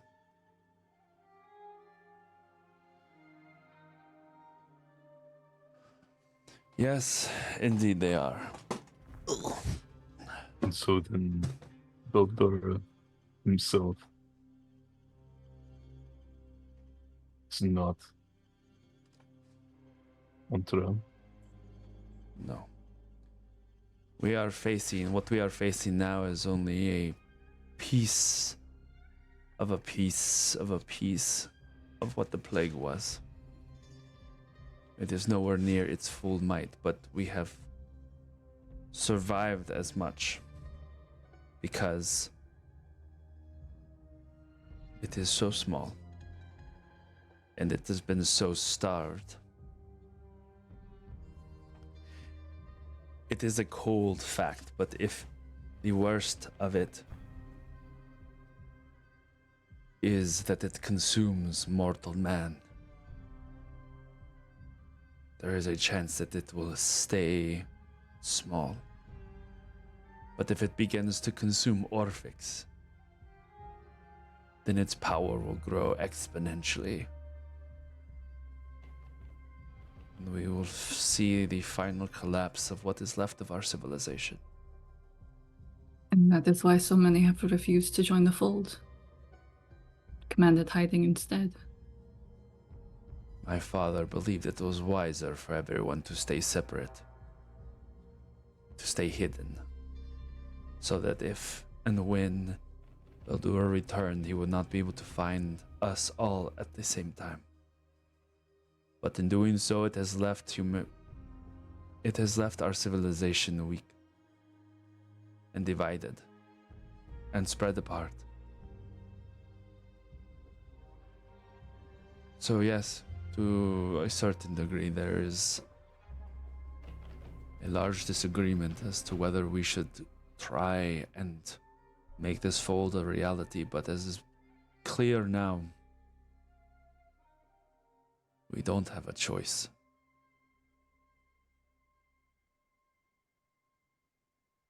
Your people was Seeing- changed by coming here. We all were. How did it change the entity?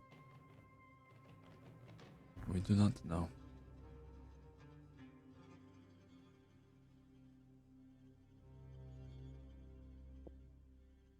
There is much of what happened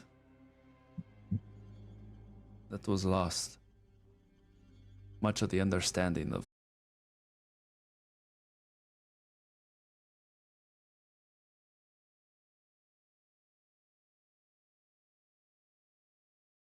to invite a discourse with the plague is to give oneself up to it.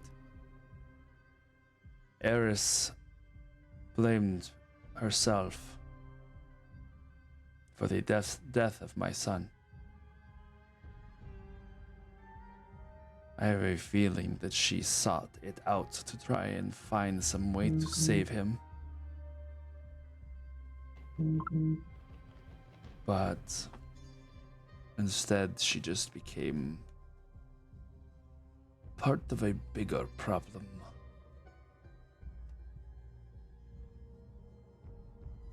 How did it start?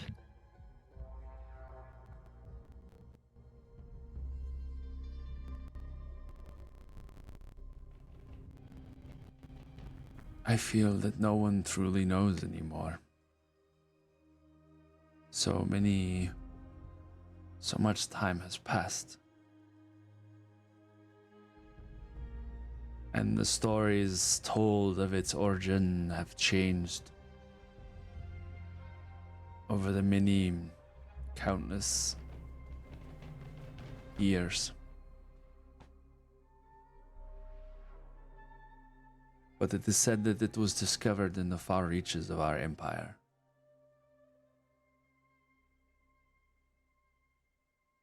But we were naive then, and we welcomed it, believing that we had found a far traveler from another place. And then, before we knew it, Beldura had created the plague, and it swept across our kingdom, spanning countless worlds, larger and more populated than our own now. Wiped out trillions upon trillions, and only a handful escaped to here in what we call the migration.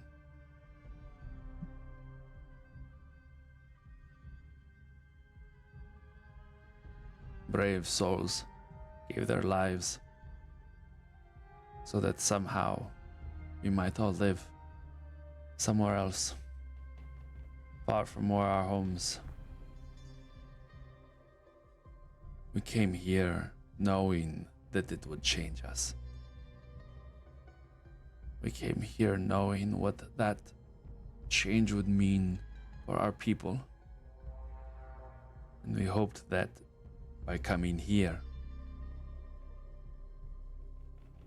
to a universe that was the source of Beldura, that we could find a way to stop him.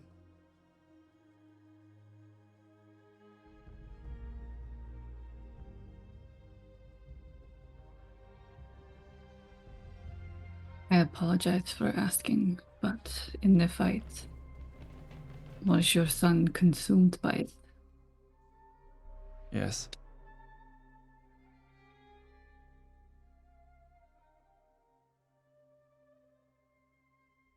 Perhaps that is why a cult of fear has taken on his name, to put fear into your heart.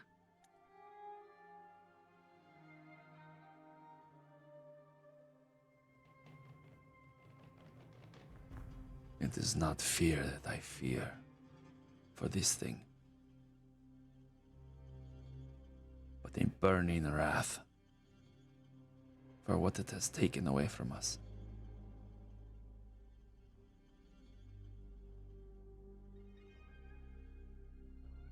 And yet still my father remains abstinent.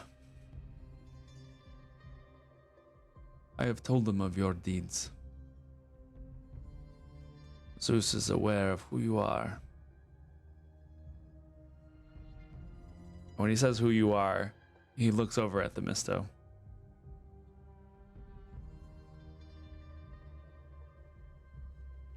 He offers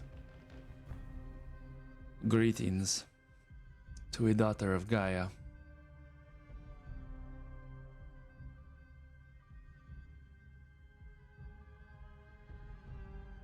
And he wishes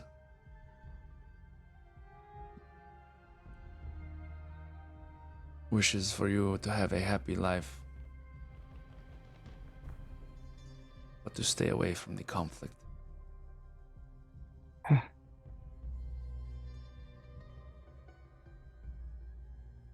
You know, Eres, that we cannot.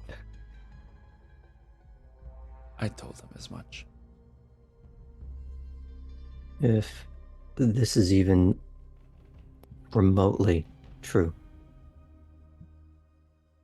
there is only one fight.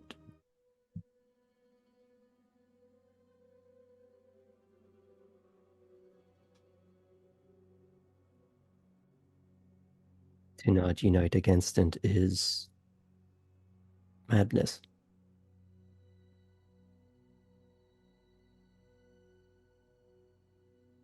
I know. As do a few others. And now seeing that this plague is one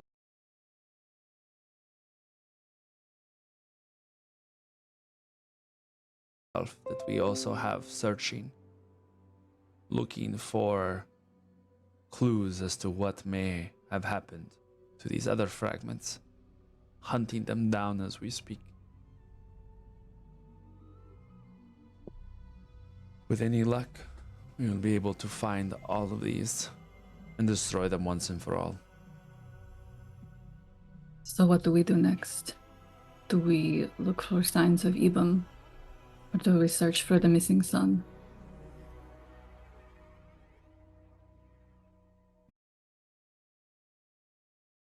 The rest of the known galaxy as well.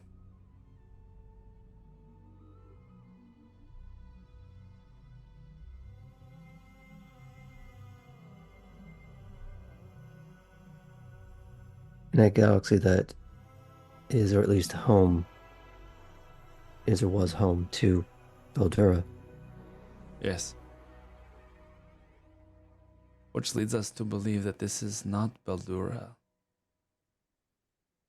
We do not believe he was here, but this fragment is trying to find its maker. And it must not be allowed to leave this world.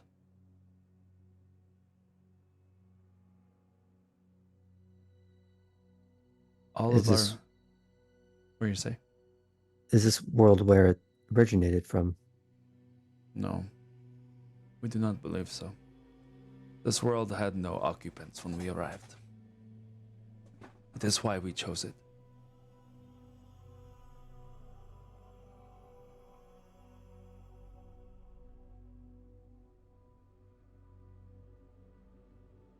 And we are far enough away from any of the other civilizations out there that our scouts had found.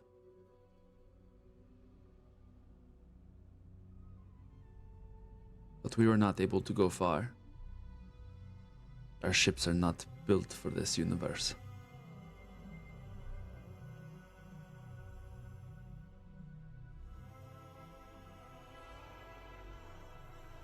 But there is one.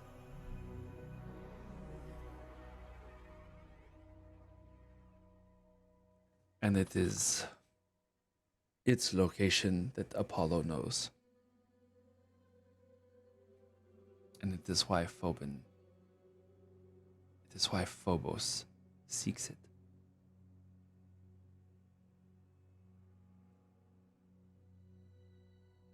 He knew of its existence. But I was curious. Yes.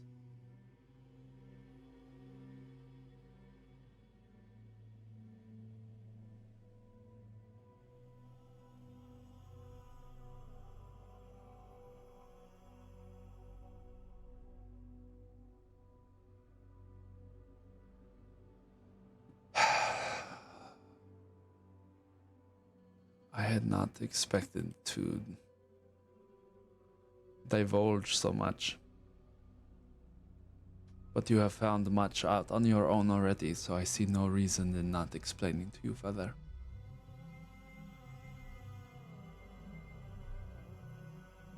You catch on quick. He looks over at Laertes.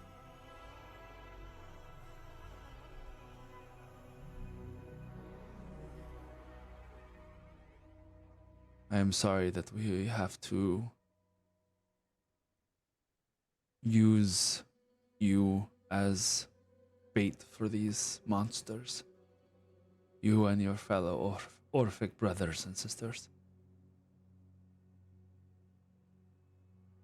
When the time comes, we are always watching. And now there are more eyes upon you than before. So take comfort in that. You are not truly alone, nor will you be allowed to suffer and fall alone. But you understand why we must abstain from doing this ourselves. Yes. I do know.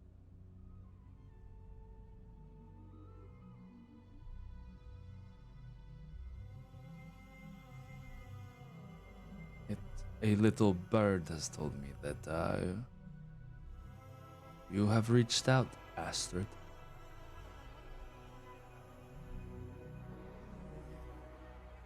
I mean that literally. A bird came to me and spoke to me. Oh. Has Astrid joined the ranks? He smiles.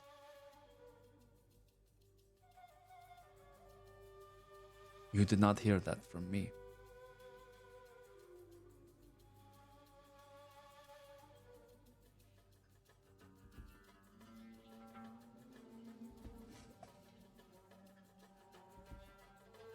You all have proven to be, I feel, will prove to be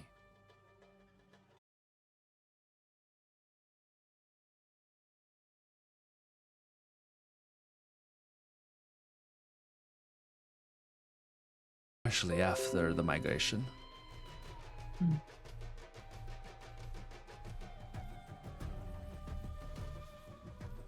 I see you have. No, wait. Go ahead. If Themisto has a line to trace, Astrid has a line to trace, what about the rest of us?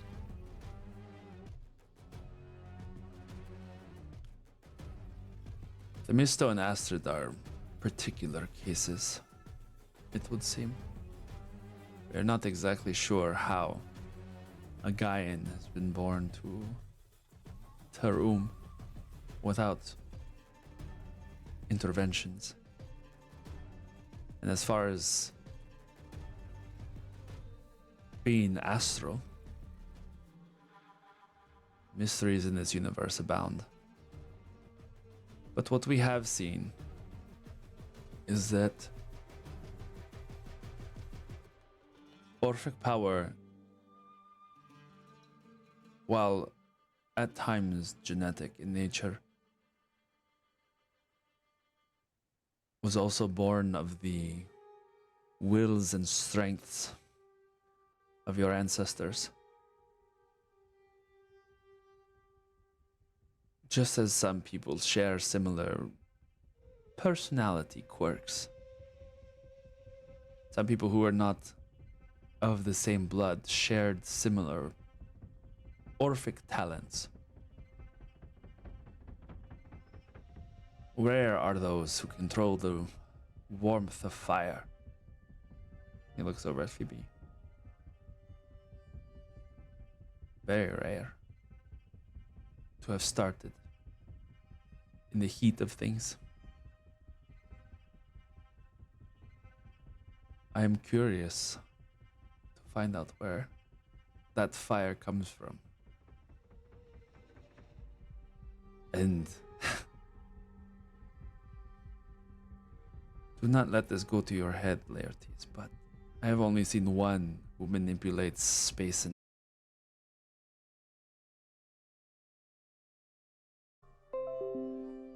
but it is quite possible that the gifts you all possess are reoccurrences of similar personalities. But there is much that we have yet to learn of how these Orphic powers have begun to re-emerge. For at the time of the fall, it seemed that they were dying away, and that we would have to face Baldura the same as we were, weak, and without the talent that we have now. But it would seem that that is not the case. For now we have found more Orphics amongst the populations of civilization than we have in the last several hundred years.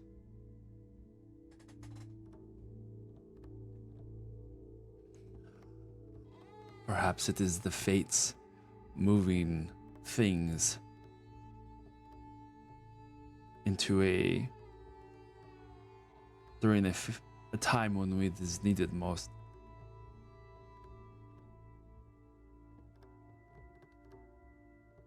Perhaps there are those who have died, and you are their souls seeking new bodies to inhabit. Who is to say? I haven't spoken to Hades in a long time. I sound like him now.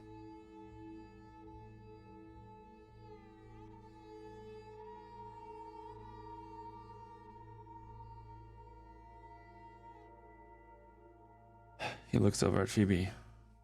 Your brother sends his regards. A tear falls from Phoebe's eye. He is looking forward to meeting you. One day. Very soon, we hope. Meeting me. In person. The actual Apollo. And not the duplicate. That boy did love pranks. We found, I think, where the duplicate was made. Or at least something that can make one.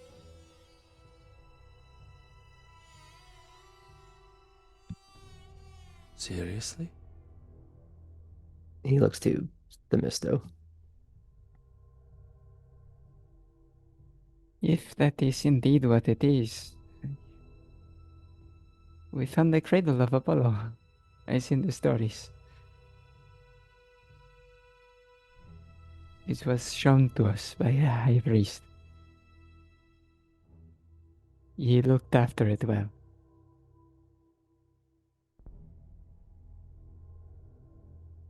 Curious. Would you mind telling me where? On Delos, of course. The birthplace of Apollo and Artemis.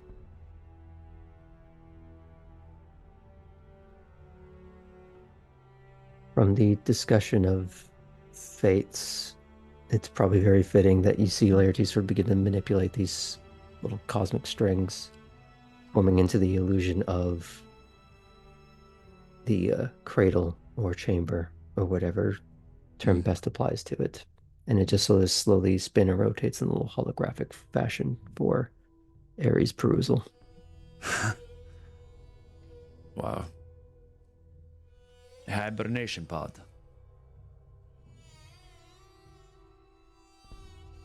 A sufficient vessel, I suppose, to keep whatever he needs in there. It seemed as though it was reworked to do something beyond what it was meant.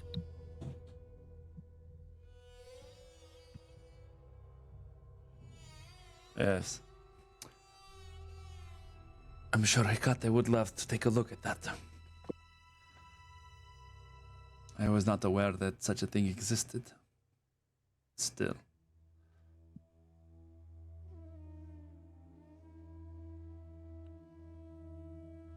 I am going to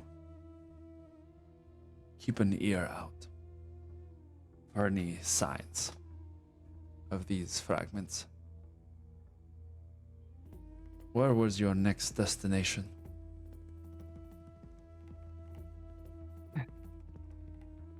After this, I don't believe we have decided, but I do have to go visit the grove here on the island before we leave.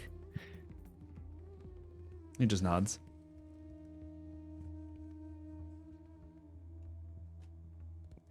That is why I asked what would be more beneficial for us to seek out Nagush.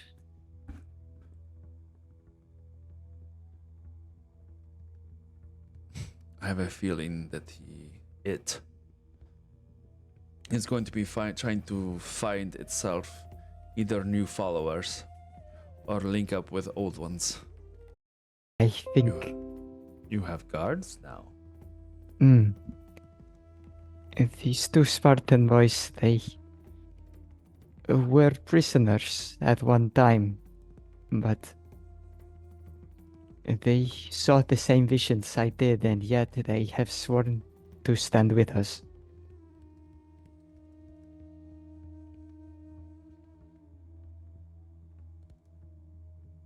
I will speak to them.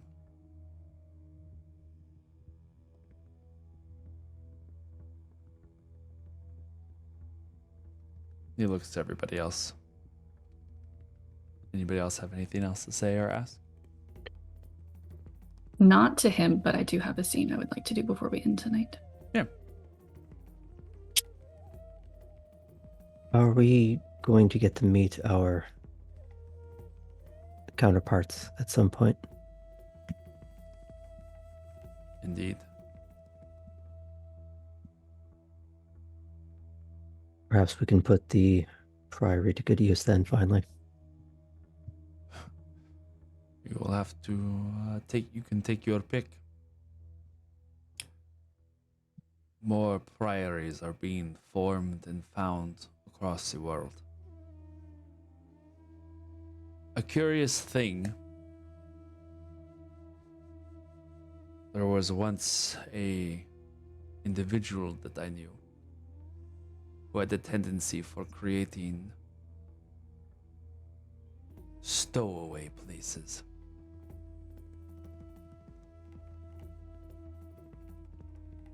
Apparently, over time, these stowaway places formed peculiar environments. And we have been using them as safe houses. After some modifications. They are spread across the world. Not just in the Aegean.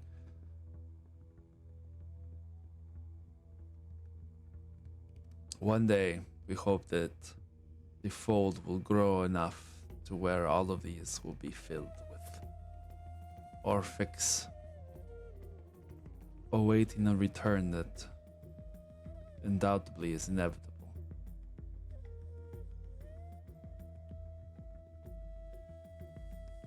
But that is for another time. For now, we have to make sure that humanity is not all consumed.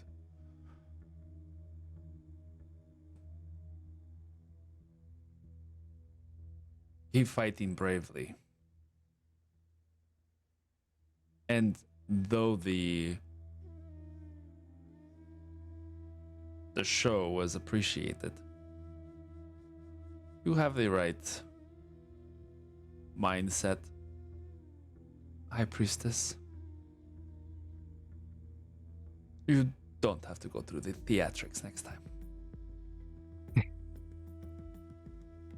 They're both damn good fighters, though. With a little more practice and a little tweaking here or there, you might one day, far, far, far from now, be able to go toe to toe with me. I see the potential in good fighters. I have trained them all my life, after all. You do us too high of it, Onar. That's Thank why you, I Lord said. Ares. That's why I said it'd be a very long time from now, but it's possible. I will go speak to these boys. Kind of nods to everybody. And exits the house. Where immediately on the other side you can hear the two. You can see that We're the two not boys- worthy. We're not worthy. the other two boys immediately like get into like a military stance as the door closes. He goes, "So," and that's the last thing you hear, the door closes. Delightful. It's like Santa Claus meeting. Exactly. I hear there have been two very good boys this year. Can you point out to where they are? Oh, Oh.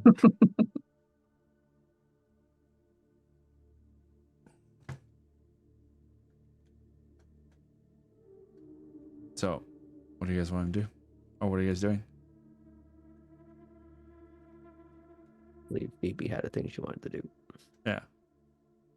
I'll slip out the door right behind Ares and kind of go to the other side of the house. The mister's gonna grab your hand as you're leaving and like, do you want me to come with you? You can. She'll follow you out. I want to find a nice little sunny patch.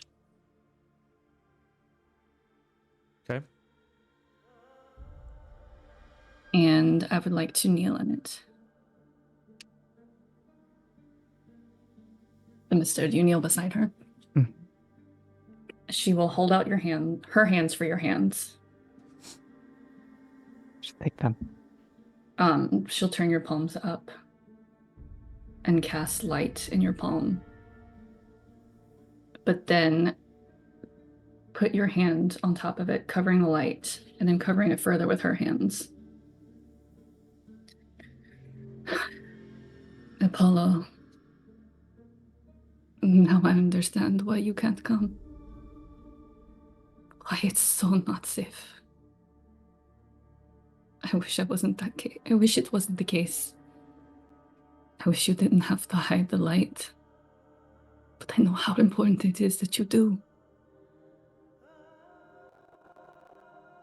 She'll take a deep breath, and then surrounding this hidden light, she will let her light begin to grow.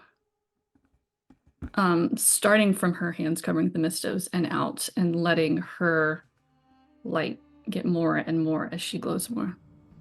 Until you are able to be safe, to shine your light again.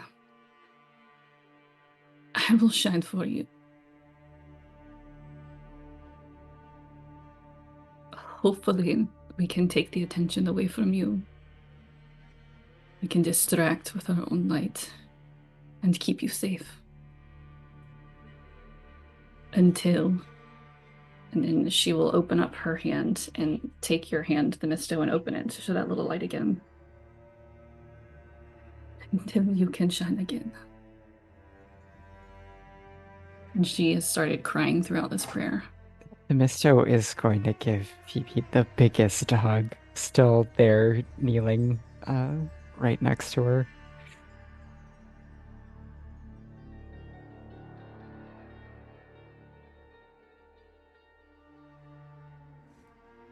There is the warmth of the Misto's embrace and the warmth of the fire in your hands.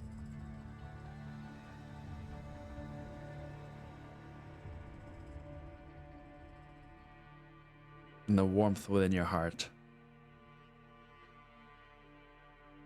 And the brief touching of mind to mind. And you can feel that prayer being received. And that flame and that light burns a little brighter of its own, it seems. Not something that you put into it, but it seems to burn a little and flicker a little brighter.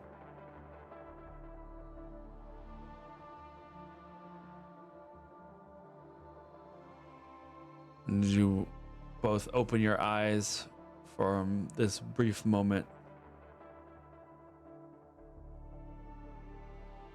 You look around at this sunny patch that you are standing in.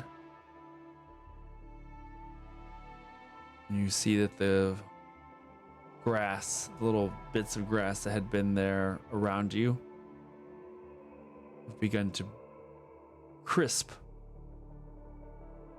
and burn and smolder a little, as like this brief light had been so bright and burned so intensely for a hot moment that it seems to like had momentarily burned a small circle of a patch around where you both were standing without realizing it.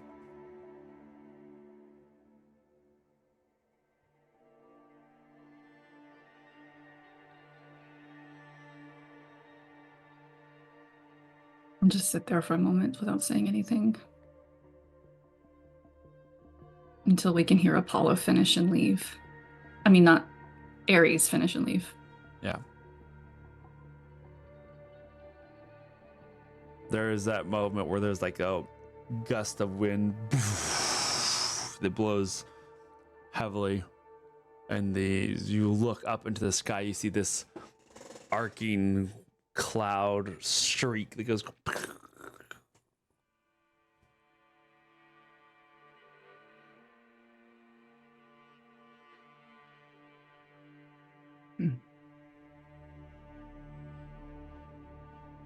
I know he hurt. I know.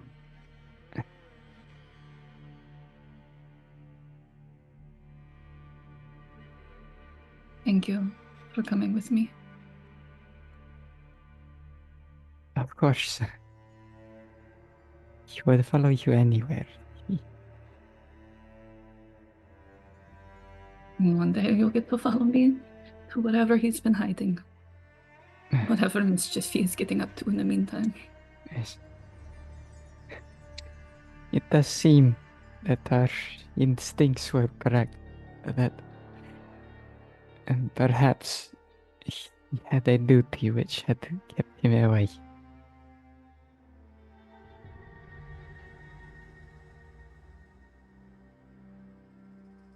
I guess it's time to go tell your guards that they're going home. Ah, yes. Well, first I still have a trek to make.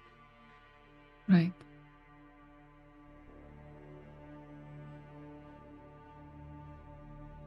We'll re-enter the home. Okay. You see as you guys walk back around the side of the house that Davos and Xanthus seem to be having a conversation amongst themselves, just like they look flabbergasted, to say the least. And then as you come around the corner, they both like stop, salute, and bow deeply. We knew that you were we knew you were a high priestess, but we did not realize that you would be able to summon the god of war himself. This title is not mine just yet. I am an Asper Pythia. If I do not achieve Pythia, then perhaps I will become a high priestess at some other temple, but for now I am a seeker. It will be our honor to make sure that this happens. As will it be mine. The mistress gonna squeeze Phoebe's hand, knowing the implications. Phoebe has a very tight smile. She's making herself smile through all of this.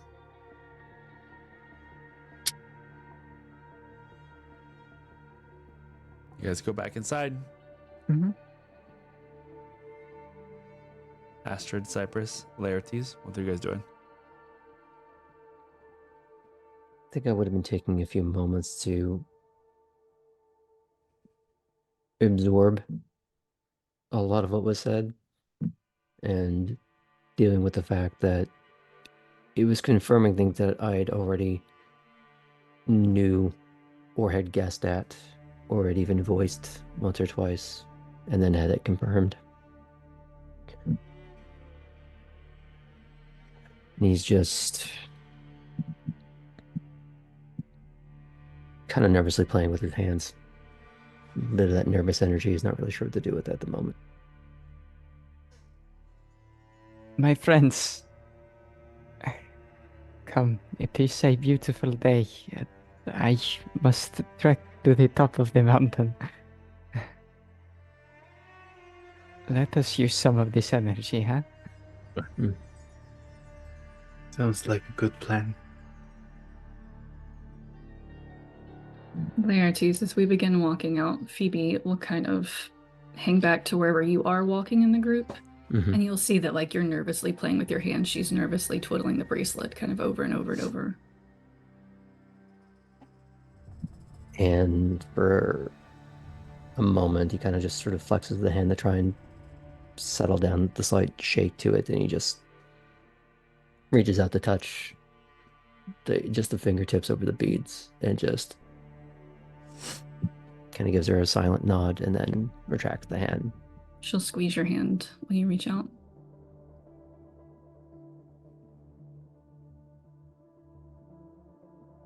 Cypress walks up, or as we're hiking, next to Astrid, and if Themisto is close to both of them, but Sure. aiming for where Astrid's walking.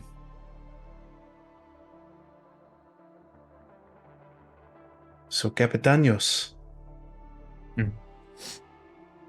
your family, however distant, apparently is from out there. I'm not sure. My father and my mother are both fishermen. I don't know where my mother is from, but my father has definitely come from Athens his whole life. His family. True. I But do know. it got me thinking. You've traveled the ocean for years, haven't you? Right. I don't really know what it means to be traveling out there. I don't know if one can sail on a boat upwards. Only in my dreams. Would you if you could? Absolutely. You'd leave? If the Seahawk could venture into the stars, that would be one of the first things I'd do after we finish our business here. Cypress looks around for Themisto to see if she overheard any of that conversation. Well, How about you, Themisto? who go out there? It does seem beautiful and mysterious. But when I set out on my journey, it was to understand the people of the Yin. And I have to think that is quite enough responsibility for one person. As much as I would love to see some of these places. Gaia, I know that I have a duty back in Delphi.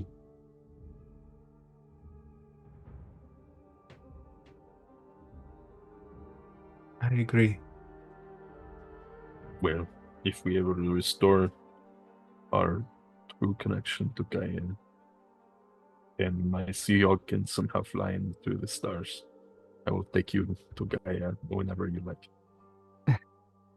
I would like to take a trip sometime there, yes. Thank you, Astrid. And Cyprus, thank you for being such a good partner for me a moment ago. Of course, I was happy to. You're good to spar with. I don't think your guards like me. On the contrary, I think they like you very much. Maybe I'm not good at reading people. And they are Spartans, they're harsh. This is my first time away from home for a lot of time, and as an adult. But many people come to see the advice of the pity. I have seen my share of Spartans. I have not. It is their way. And perhaps you can show them a bit of the Thetan way as well. If they are interested, I will attempt to.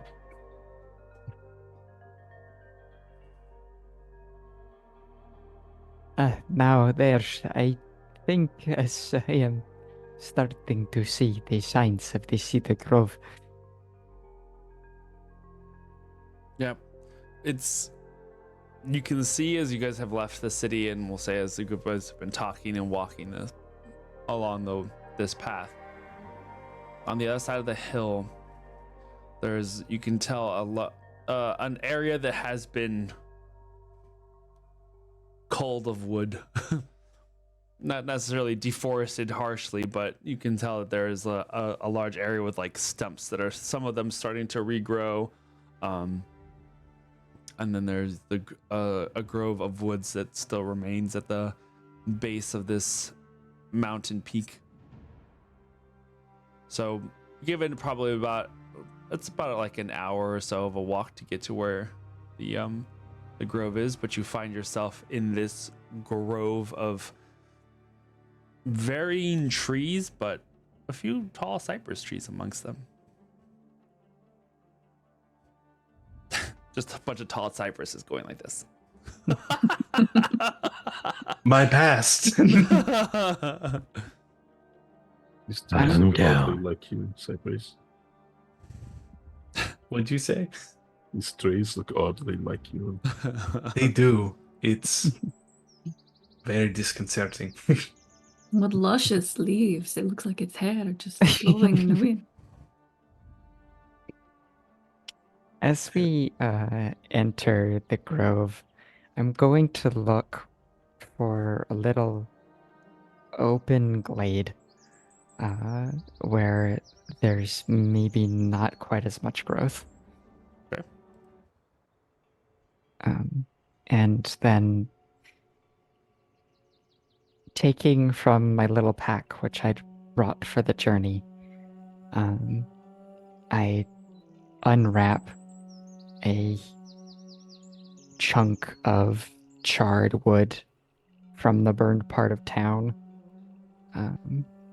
and taking that ash, I'm going to crumble it into chunks, like smaller pieces, And then looking to Phoebe, the mist will say, Phoebe, could you use your fire, please, to make these these embers glow again? I need them. And Aaron, just have the light spell and not like anything fire specific, but if you'll allow that use of light to turn that ash into embers. Sure. Phoebe will reach out and they'll begin to glow again, that soft ember glow. She'll put that small piece in her sensor ball so that it is the smoke of that destroyed part of town that she's now carrying into this place of restoration for the people of Pappas. Then, with her hands blackened now by the ash, she will go ahead and take the unlit pieces and start spreading them in a wide circle around the area with one hand, and then the other dragging some along with her feet. She'll slip out of her sandals and use her bare feet to do this. Kind of ring the glade with it. Then she will extract also from her little bag wood shavings, and she'll begin to speak.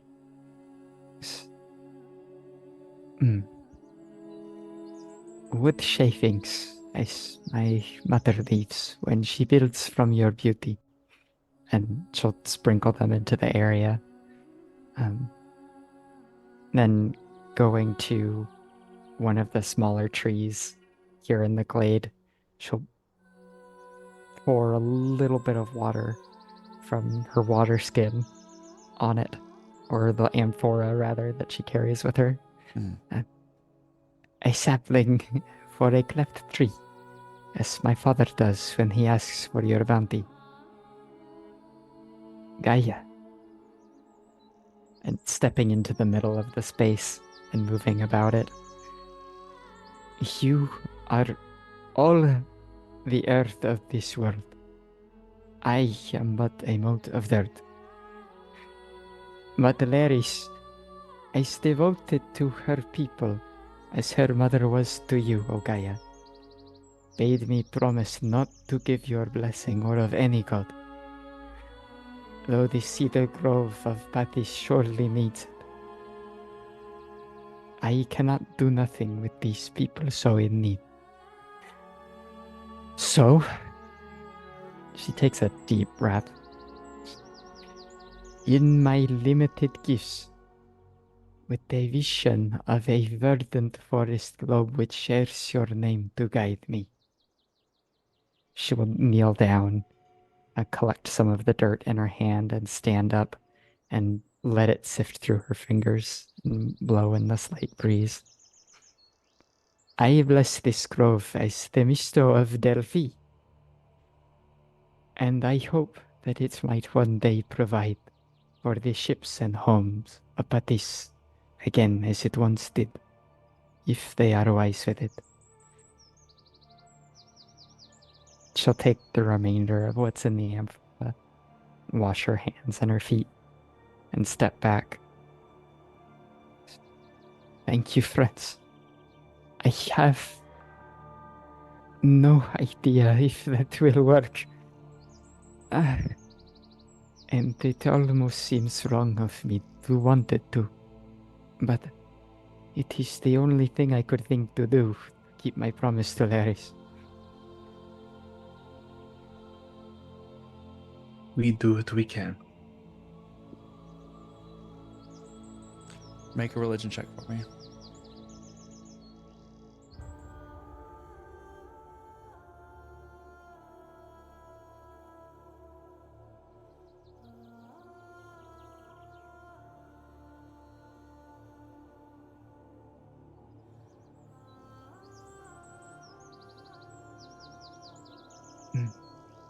Temisto takes a moment to locate her character sheet. And Let me know if you roll low. it was fairly low, yes, Laertes. I think, given that both Ares and Hecate were, at least on some level, likening him to Kronos, there's part of him that's maybe subconsciously tapping into what that is and what that means. And just sensing near him a moment that could go either way. And he just tries to nudge it in one direction, and she gets a reroll. Better.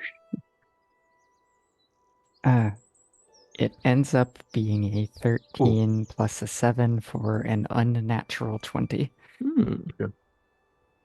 I What were you gonna say? It's fine. If it was, I was gonna try to add guidance, but Is I there don't want it anything? to. Is there anything that you, as Astrid, would want to add to this? She just would have put her shoulder on Astrid.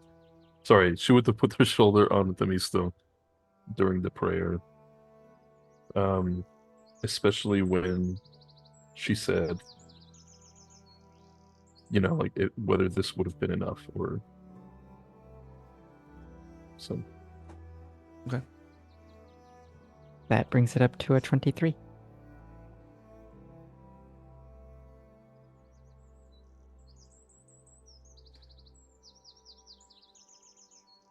The peaceful nature of this glade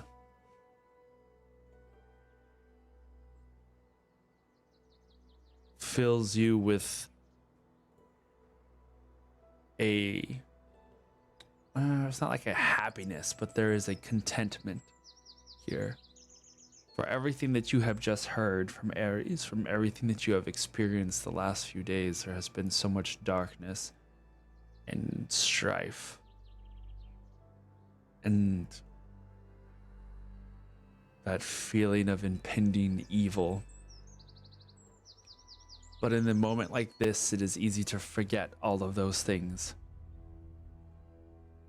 It is easy to wash them all away in the sound of the birds and the wind and the smell of the sea air, the smell of the wood and the earth.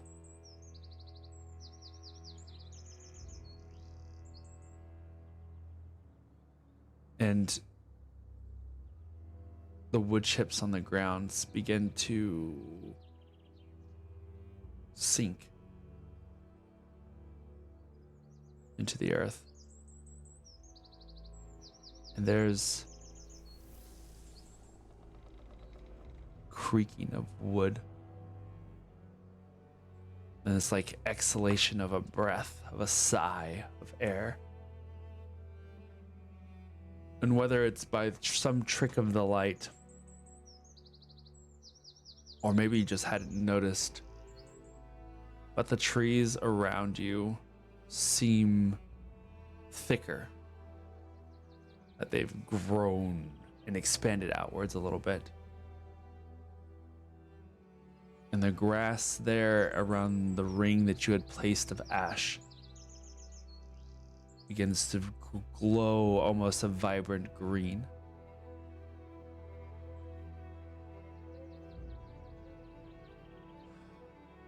And everyone just seems to have this collective sigh of relief.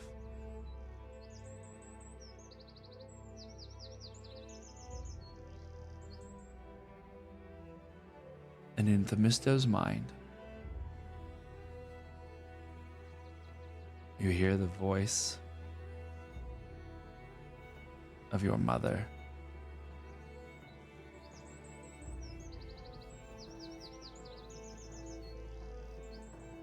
I am so proud of you.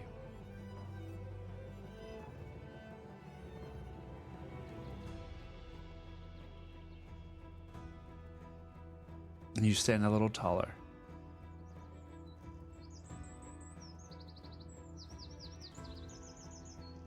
this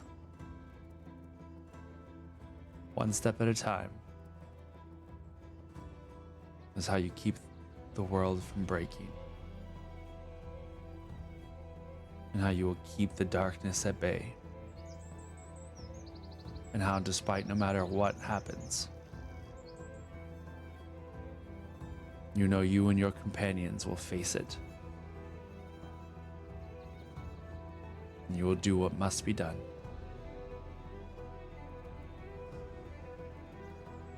And that is how we will end for tonight. With a little tear of resolve rolling down her cheek and a smile on her face, may I kiss my girlfriend to end for tonight? Sure. Happy Lesbian Visibility Week.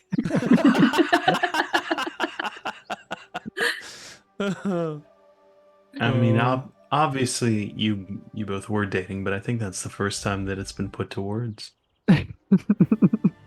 Yeah. Well, we didn't want Sweet. to put a label on it, but Oh my goodness. Yeah, Thank usually have to you. wait till at least the third week. I love it. I can't wait for my mom to meet Phoebe. I will cry. I mean, speaking of which, there did seem to be an interesting, maybe unintentional theme of parentage this episode. Mm, Yeah. there was, starting with your recap. Speaking of, I would like to have a conversation with Laertes, but I want to save that for next time because that was such a beautiful place to end. Sweet. Oh my goodness. I'm glad we got to go for a little wilderness hike as a team. Nice. Yeah. For Let's real. go Maybe to as- IKEA and summer camp. Come on, everyone. Phoebe has so many mixed emotions. Oh no. You and me both. It is I an hope- interesting time and place. Everybody in Zoom saw my updated name. Nice. It says, "Oh brother, where art thou?" for the I viewers do at home. love occasionally just I- looking up at Zoom and seeing an updated name. No. Oh my goodness, you guys. I like the idea of the Misto and Baby finding Apollo, and their sum total reaction is, "We thought you was a corpse." I love it. All right. Well, guys, thank you so much. Seek the chariot. The real question is, how do you feel about the census, man? Is it next Tuesday yet? Not soon. quite. Ah, Soon. but here's what we could do. One thing before we cut off. Mhm. Who's gonna do the next recap? I want to do it. Oh well, then solved. I have an idea. It's gonna Okay, take some teacher's work. pet, it's you. It's gonna take some work, but I have an idea. Nice. Alrighty. Well, guys, thank you for hanging out with us tonight. Thank you guys for hanging out with us last night. And we will see you next Tuesday, same time, same place. On to excuse me. Sparta. On to Sparta. All right, Yep. who's gonna be the first one to kick someone off a mini cliff and make the joke? Cyprus. Laertes might is gonna get kick licked. Cyprus off. Cyprus is gonna get kicked off the cliff. I Laertes mean, I've is- kicked someone off the boat before, so I want someone to Yeah. just trip down a step and then, like, an exasperated, like, of course, this is Sparta.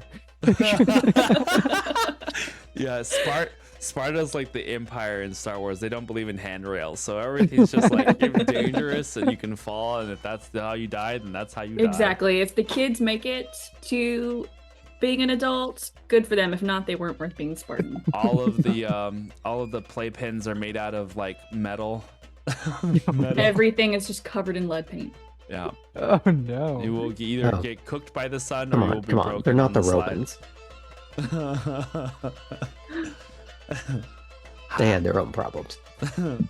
All right, stay fey, be brave. Bunny spread the safe words mango, gay upon thy eyes. Gaze upon. Gaze upon thy eyes. Upon thy thighs. Whatever. All right, bye. Bunny spread.